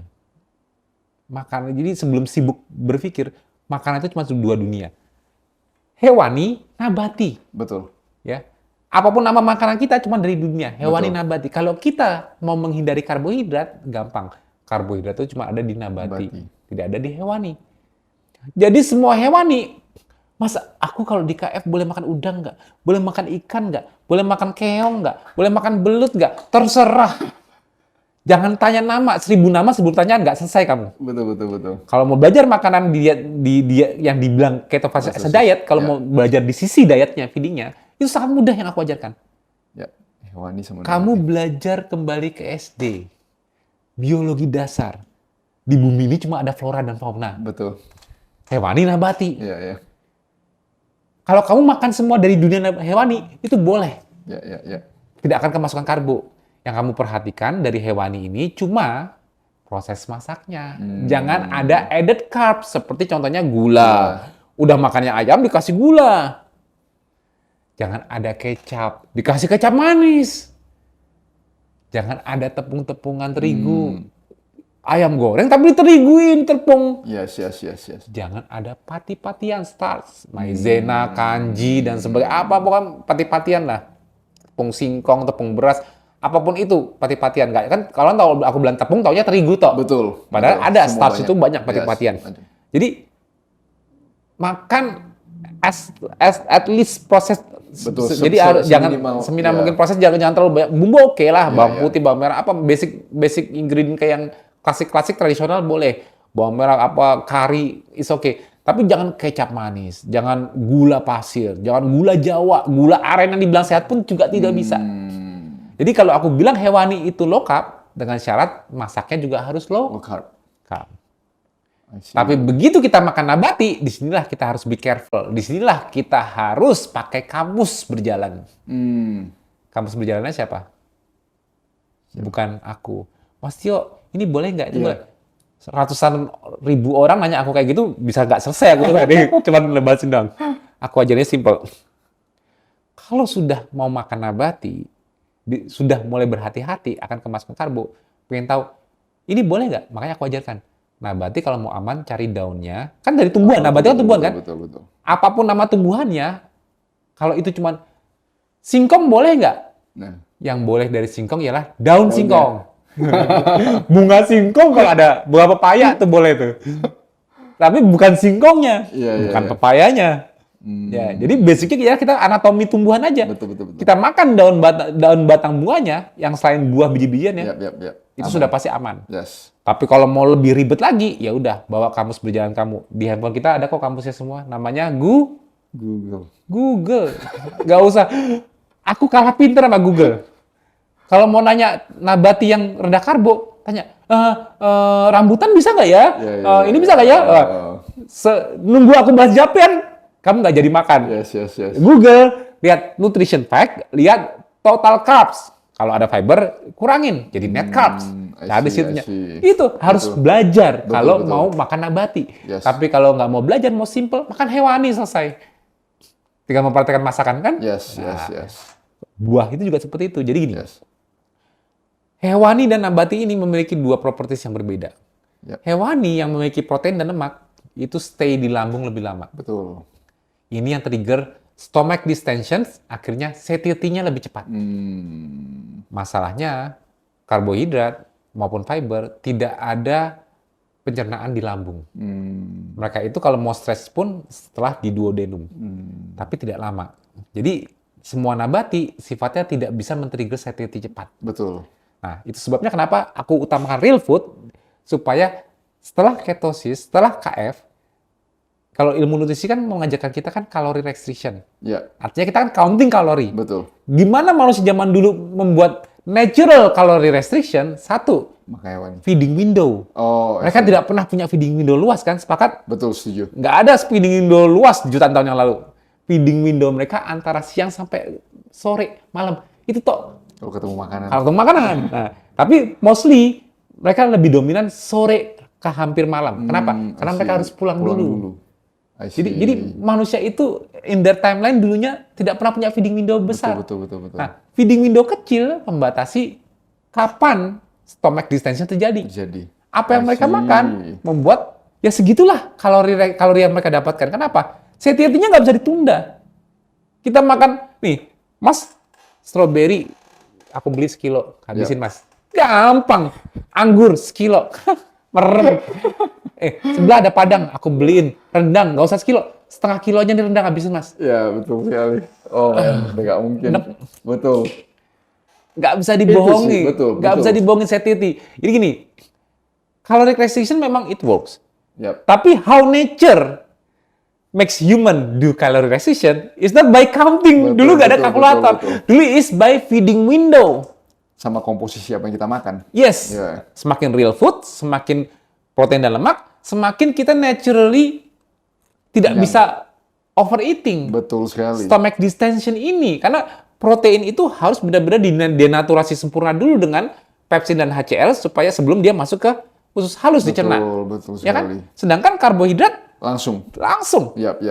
Direct. Makanya kita kayak bolak-balik kok nggak pernah kenyang ya. Apalagi semakin rendah glikemik. Apalagi kalau karbo begitu makan 1-2 jam lapar lagi. Ya pasti. Ya kan? Karena kan jadi gini, kalau aku kalau dokter aku jelasinnya karena ada kontrol namanya vagus nerve, afferent sinyal dari stomach distension itu yang memberi sinyal ke NTS, nucleus tractus solitarius, ini yang memberikan satiety sinyal di hipotalamus. Betul. Nah, itu hanya terjadi, jadi gini, gampangnya gini, basic satiety manusia itu sebetulnya cuma stomach distension. Jadi ada eksperimen, tikus kalau mau dibikin nggak lapar, gampang. Masukin balon, gede tek, dia tidak pengen makan. I see. Karena sensornya itu stomach distension. Walaupun memang ada sensor lain kayak CCK dan sebagainya setelah dia masuk protein dan lemak. Tapi basic paling dasarnya ialah stomach distension. Tahu ada food masuk distension. Itu basicnya kita stop makan, stop. Food termination-nya di-trigger oleh stomach distension. Itu basic dasarnya. Jadi, kalau mau tanya, apa makanan manusia yang bisa kontrol kalau restriction? Apa yang lama di lambung dan bisa trigger semakin banyak volume, semakin stretch. Protein dan lemak, hewani. Betul.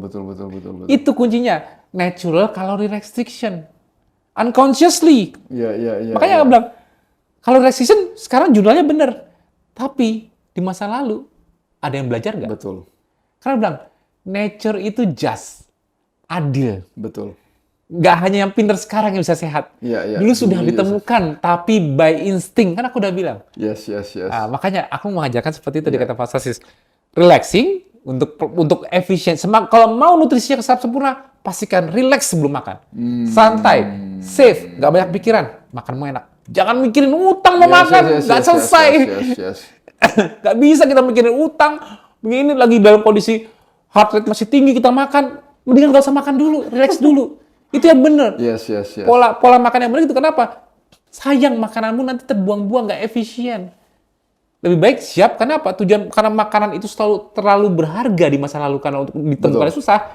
Manusia juga pas mau makannya harus sempurna untuk bisa serapnya. Sedangkan untuk menyerap sempurna itu manusia harus mensekresikan enzim-enzimnya dengan sempurna pula. Mensekresikan bile acidnya sempurna agar bisa mengemulsikan lemak sempurna. Kalau ini semua dalam kondisi stres, pengeluaran asam pedunya nggak bagus, enzim dari asinar nggak bagus. Makanya kalau orang stres itu selalu punya permasalahan pencernaan, gastritis, kan, semua gitu. Karena apa? Sebelum kita sibuk mikirin nutrisi apa yang harus dimakan, pengkondisiannya dulu sebelum makan. Itu kadang-kadang orang yang nggak sadar dan nggak tahu. Sedangkan nature, history sudah mengajarkan. Makanya selalu ada ngomong gut-brain axis. Yes, gut-brain axis, exactly. Itu yang aku maksud. Dan ini tidak diajari di masa lalu. Normally, solar time sudah membuat mereka pasrah. Betul. Nah, habis feeding, yang terakhir apa? Ketofastosis itu ada 5 pilar. Sleep, bukan? Yes. Fasting, moving, relaxing, feeding. After feeding, sleep. Kenapa sih kok sleep perlu diajari? Kesehatan manusia itu is 24-hour process untuk outputnya homeostasis atau health. Ya kan? Yang kelima ini dan yang paling penting ialah sleep. Nah, sebelum aku terlalu banyak bicara mengenai tidur secara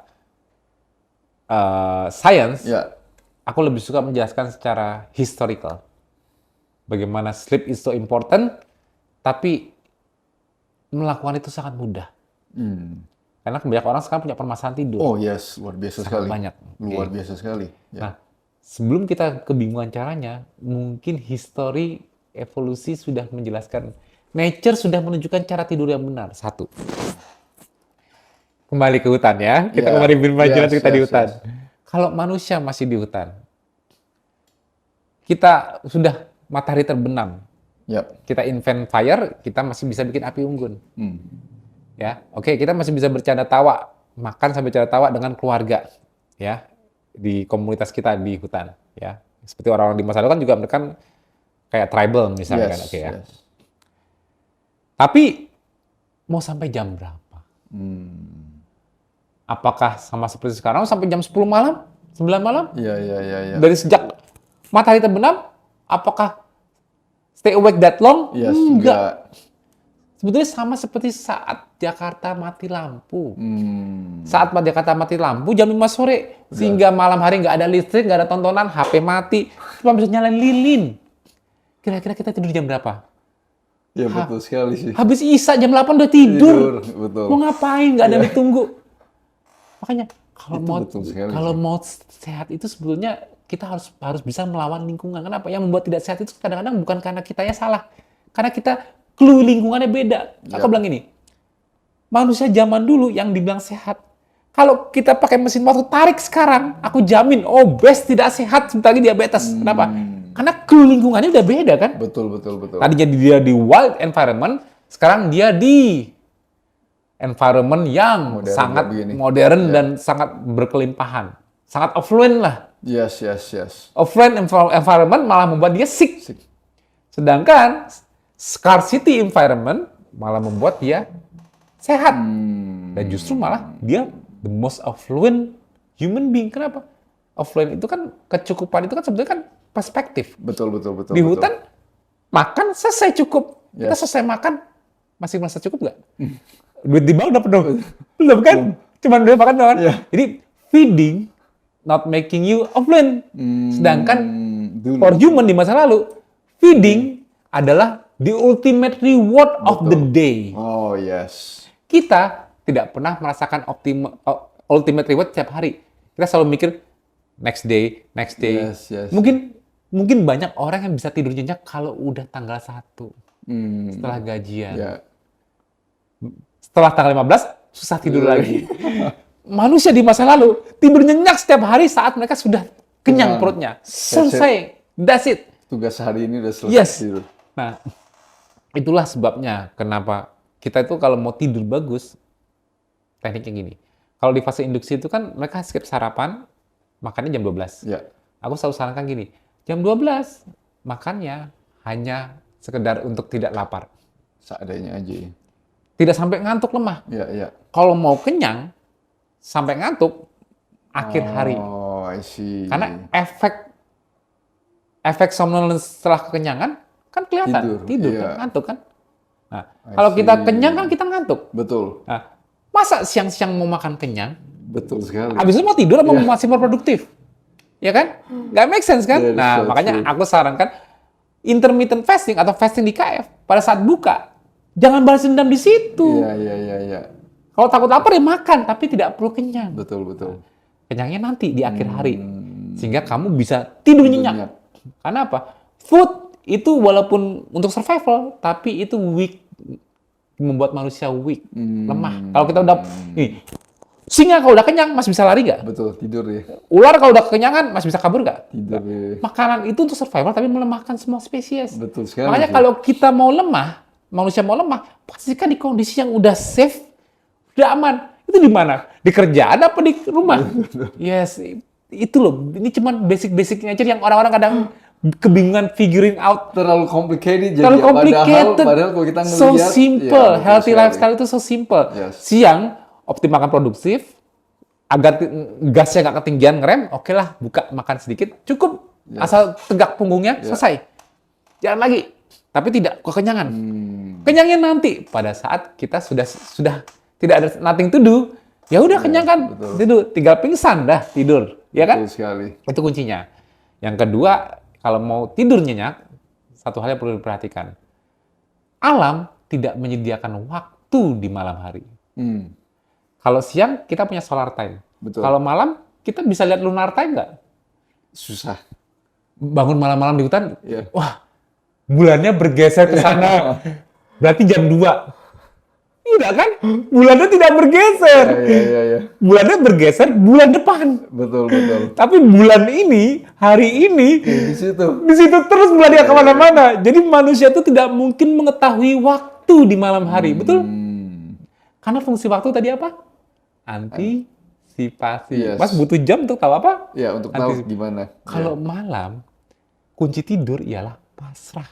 Bukan anticipate. Kebanyakan orang sekarang, kenapa muncul sleep anxiety atau takut nggak bisa tidur? Kenapa? Saat mereka tidur, mereka Pikirannya bangun. antisipasi. Mereka bangun, mereka lihat jam. Masih jam 10. Bisa tidur lagi nggak ya? Masih jam 12. Orang japri aku ngeluh, Mas aku nggak bisa tidur, aku sering kebangun jam 12, terus tidur, kebangun lagi jam 2. Sebentar, kok bisa tahu jam? Ya kan pas bangun lihat jam. Itu yang buat kamu nggak bisa tidur lagi. Karena kamu hilang kepasrahannya. Karena kamu dengan melihat waktu, insting dasar manusia melihat waktu, melihat jam ialah Langsung anticipate. Anticipate sama dengan arousal. Selesai. Sedangkan yes kan, insomnia itu ialah hyper arousal. Yes. Jangan pernah memberikan arousal ke diri sendiri saat kita sudah di jendela tidur. Itu rahasia alam yang banyak orang nggak ngerti. Sudah dibuat bumi tidak boleh spesiesnya tahu waktu di malam hari. Manusia menciptakan watch, lihat. Keras kepala gitu. Melihatkan gadget, pengen tahu. Akhirnya kita punya antisipasi. Iya. Sedangkan malam hari, bangun gelap. Belum tentu jam 2. Belum tentu jam 3. Iya. Siapa tahu masih jam segini. Karena gelap, nggak tahu apa-apa. Tidur lagi aja. Sleep is so easy if you don't know anything. Betul sekali sih. Pasrah di malam hari. Tidur itu mudah. Betul sekali sih. Orang sekarang tidur dengan anxiety, banyak pikiran. Iya. Bisa tidur nggak malam Iya, ini. iya. Too much anxiety, too much thinking, nggak pasrah, nggak nyerah. Itu yang membuat manusia tidak bisa tidur dengan sempurna di malam hari. Ini belum termasuk yang sengaja tidak tidur ya. Iya, Aku iya. cuma bicara yang Yang punya susah masalah insomnia itu. insomnia. Ya. Kenapa? Mereka sendiri membuat arousal muncul, sedangkan Betul. kuncinya tidak boleh ada arousal, tidak Yes. boleh ada antisipasi. Jadi ngikutin aturan alam itu mudah. Kenyang untuk memberikan sleep drive, ya kan?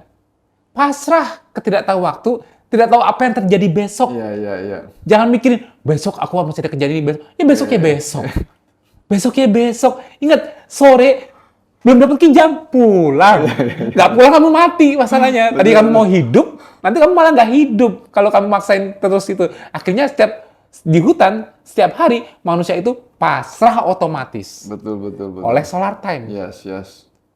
Dan pasrah otomatis oleh lunar time yang tidak bisa memberikan waktu. Yes. Tidur dia. Pasrah. Melek bangun, buang air kecil, tidur lagi. Yes. Dark, masih dark. Takut, tidur lagi aja, aman. Jadi So easy. Betul sekali. Ada light, cahaya, baru chance untuk survive lagi cari makan. Human thinking yang masih primitif itu so simple dan so healthy. Betul. We are getting so sick because Kita terlalu kadang bikin terlalu complicated. terlalu complicated. Padahal kita ngerti apa pada dasar itu manusia itu kayak gimana. Yes, itu yang harus dicari sebenarnya. Yes. Ini yang aku temukan di ketofastosis. Makanya bilang, Amazing sekali. Mas Tio itu tidak menemukan sesuatu yang baru ya. Yeah. It's not a new lifestyle. It's just a reminder that I found that I think everyone is just so blind about it. Betul. Makanya bilang, guys, wake up. Ya, betul sekali sih. Jadi banyak jurnal-jurnal yang membuat aku jadi pro kontra dengan apa yang sudah aku pelajari. Bilang, Ngerti. jurnal sarapan, keton berbahaya. Yes. Sebagai anak teknik, yang aku mencari sampai detailnya agar tahu bener apa salahnya. Jadi kayak kontra gini, karena harus mendukung riset menjadi apa. Aku nggak bisa. Aku nyari back to history. Betul sekali. Jadi kalau manusia harus sehat, perhaps bukan something what we have to eat di masa depan yang ditemukan jurnal. Mungkin kita cuma perlu mengatur perilaku seperti di masa lalu. Betul sekali. Jujur, kami berdua nggak ada yang mau ke hutan lagi. Ya. Tapi kami berdua bisa menciptakan boundaries untuk diri sendiri karena buminya buatan Tuhan, Yes. permukaannya sudah bukan buatan Tuhan lagi. Permukaan ini buatan manusia lain. Betul Dan sekali. aku tidak mau dibutakan. Yes. Dibutakan dengan mudahnya makanan di depan, Yes. dibutakan dengan kenyamanan bisa duduk terus, dibutakan dengan hiburan sampai malam hari. Aku tidak mau dibutakan. Yes. Aku harus punya boundaries. Yes. Ya kan? Setuju sekali. Karena sebetulnya kalau mau sehat, kalau aku nih sebagai peneliti boleh melanggar kode etik, aku ambil 100 orang diabetes, aku turunin tanpa apa-apa di hutan Kalimantan. Tinggalin Mas sebulan. Pasti hilang semua diabetesnya. Begitu kita balik ke sana, yang survive dijamin Pasti tidak ada ada diabetes. diabetes. Kenapa? Nature survival demand fit of the fittest. Yes, Survive yes. of the fittest. Rumus evolusi, rumus spesies yang bertahan ialah survival of the fittest. Betul sekali. Tantangan alam di hutan bakal menciptakan spesies-spesies yang fitnessnya Betul. tinggi agar dia survive. Tubuh kita mau nggak ada diabetes di Yes. kondisi nggak ada makanan? Betul Nggak sekali. mau. Tubuh kita mau nggak ada orang punya cancer di kondisi tanpa makanan? Hmm. Tubuh kita mau nggak overaktif autoimun di kondisi nggak ada makanan? Betul. Insya Allah, tubuh kita kalau diberikan kondisi yang menantang, harus fasting, harus moving, Iya. nggak ada apa-apa, justru dia malah create new homeostasis yang menyingkirkan apa aja yang jadi barrier sebelumnya, yang membuat dia malah lemah. Jadi saat kita berusaha survive, kita menjadi fit, kita reject disease. Itu rahasia alam untuk sehat ternyata. Bukan what to eat to be healthy, no. Sometimes to be healthy is what you supposed to do Betul sekali. for 24 hours. Ya. Mengkondisikan tubuh supaya mau membuang. Kalau penyakitnya, kenapa harus survive? Oh ini orang yang makan terus kok. Ya penyakitnya dia tubuh nggak ada usahanya kan, nggak ada effort untuk mendorong keluar, nggak ada demand of survival. Sama seperti exercise membuat kita lebih fit. Betul. Karena ada demand-nya kan? Yes. Ya kan, kita lebih fit, imun sistem kita lebih fit karena olahraga, karena ada demand-nya. Betul. Jadi ternyata untuk sehat itu kadang-kadang bukan menyamankan diri dengan makan sesuatu, tapi harus create demand untuk tubuh kita membentuk the new homeostasis dan menyingkirkan apapun yang membuat kita, istilah gini, disease itu membuat survival low. Tapi kalau kita ditaruh di kondisi harus survive, disease-nya dibuang Betul. agar survive. Jadi kita Itu survive. body homeostasis itu seperti itu sebetulnya. Jadi self healing itu benar terjadi. Tapi bagaimana cara self healing? Karena kita mikirnya what to eat. Ini comfort. Enggak, what to do. Betul. What to do in 24 hour, how to condition. Jadi ya makanya aku bilang, aku menemukan sehat itu bukan dengan makanan, tapi dengan ya makanan bagian, tapi it's not all gitu loh. Keseluruhannya. 24 hours, Yes. circadian rhythm of human, 24 hours by nature, itu dipenuhi, diselaraskan, selesai, insya Allah. Ya, aku nggak berani menjamin. Tapi, alhamdulillah di komunitas kita banyak yang menggunakan pola ini sebagai terapeutik, mendapatkan hasilnya. Contohnya, gula darah membaik, dan sebagainya. Kansernya bisa regresi atau terkontrol. Berbagai macam problem kesehatan. Aku bilang, apakah KF menyembuhkan? Tidak, ketofastosis tidak menyembuhkan. Your body heal itself. Exactly. When it is conditioned Betul sekali. to be survive. Itu rahasianya. Itu saya setuju sekali sih. Maksudnya kadang kita, badan kita ini luar biasa sih. Yes. Maksudnya semua sistem apapun Yes. itu it's perfect. God make us perfect. Yes. Jadi tinggal yang membuat masalah itu selalu cuma lingkungan hidupnya kita. Yes. Ya. Yes. Ya, dulu kita hidup di lingkungan yang linogenik. Mudah untuk lean karena tidak mudah untuk makan. Sekarang Obesogenic. obesogenic. Ya. Jadi Oh my God, obesogenic that's so true. environment ini, jadi gini, mungkin it's not our fault, it's our environment fault. Yes. Tapi kita nggak bisa blaming everyone. Kalau kita sudah mengerti, kita bikin boundaries Betul sekali. for ourselves gitu loh. Yes. Ya kalau kita bisa enlighten others ya bagus, ngajak sehat. Betul. Tapi at least kalau sudah dengar podcast ini, tahu the truth, make your own boundaries for your own sake, your own health. Yap. Karena aku udah berusaha mengangkat the truth dari apa yang aku pelajari. Inilah, kalau mau sehat, benar-benar sehat ya kembali ke alam. Betul. Tapi kan tidak ada yang mau bersusah-susah payah di dalam. Oke, at least bisa enjoy di alam modern, tapi have the boundaries seperti di wild. Timingnya, fasting, moving, relaxing, feeding, sleeping. Repeat every day. 24-hour lifestyle, itulah ketofastosis ya, 24-hour lifestyle, repeat, maintain. Luar biasa sekali teman-teman. Pokoknya intinya adalah Kita harus create kehidupan 24 jam Yes. supaya kita itu bisa sehat. Ya. Dan itu dari sisi fasting, moving, Relaxing. relaxing, feeding, dan juga kita harus perhatiin sleeping. Yes. Dan kita repeat selama 24 jam. Yes. Dan semua itu, your body's gonna heal itself. Luar biasa sekali. Yeah. Thank you so much Mas Tio, really appreciate. Semoga bagi teman-teman yang nonton bisa dapetin enlightenment yang luar biasa. Kalau gue sih luar biasa sekali sih. Thank you so much Mas Tio, really appreciate it. Ya. Yep.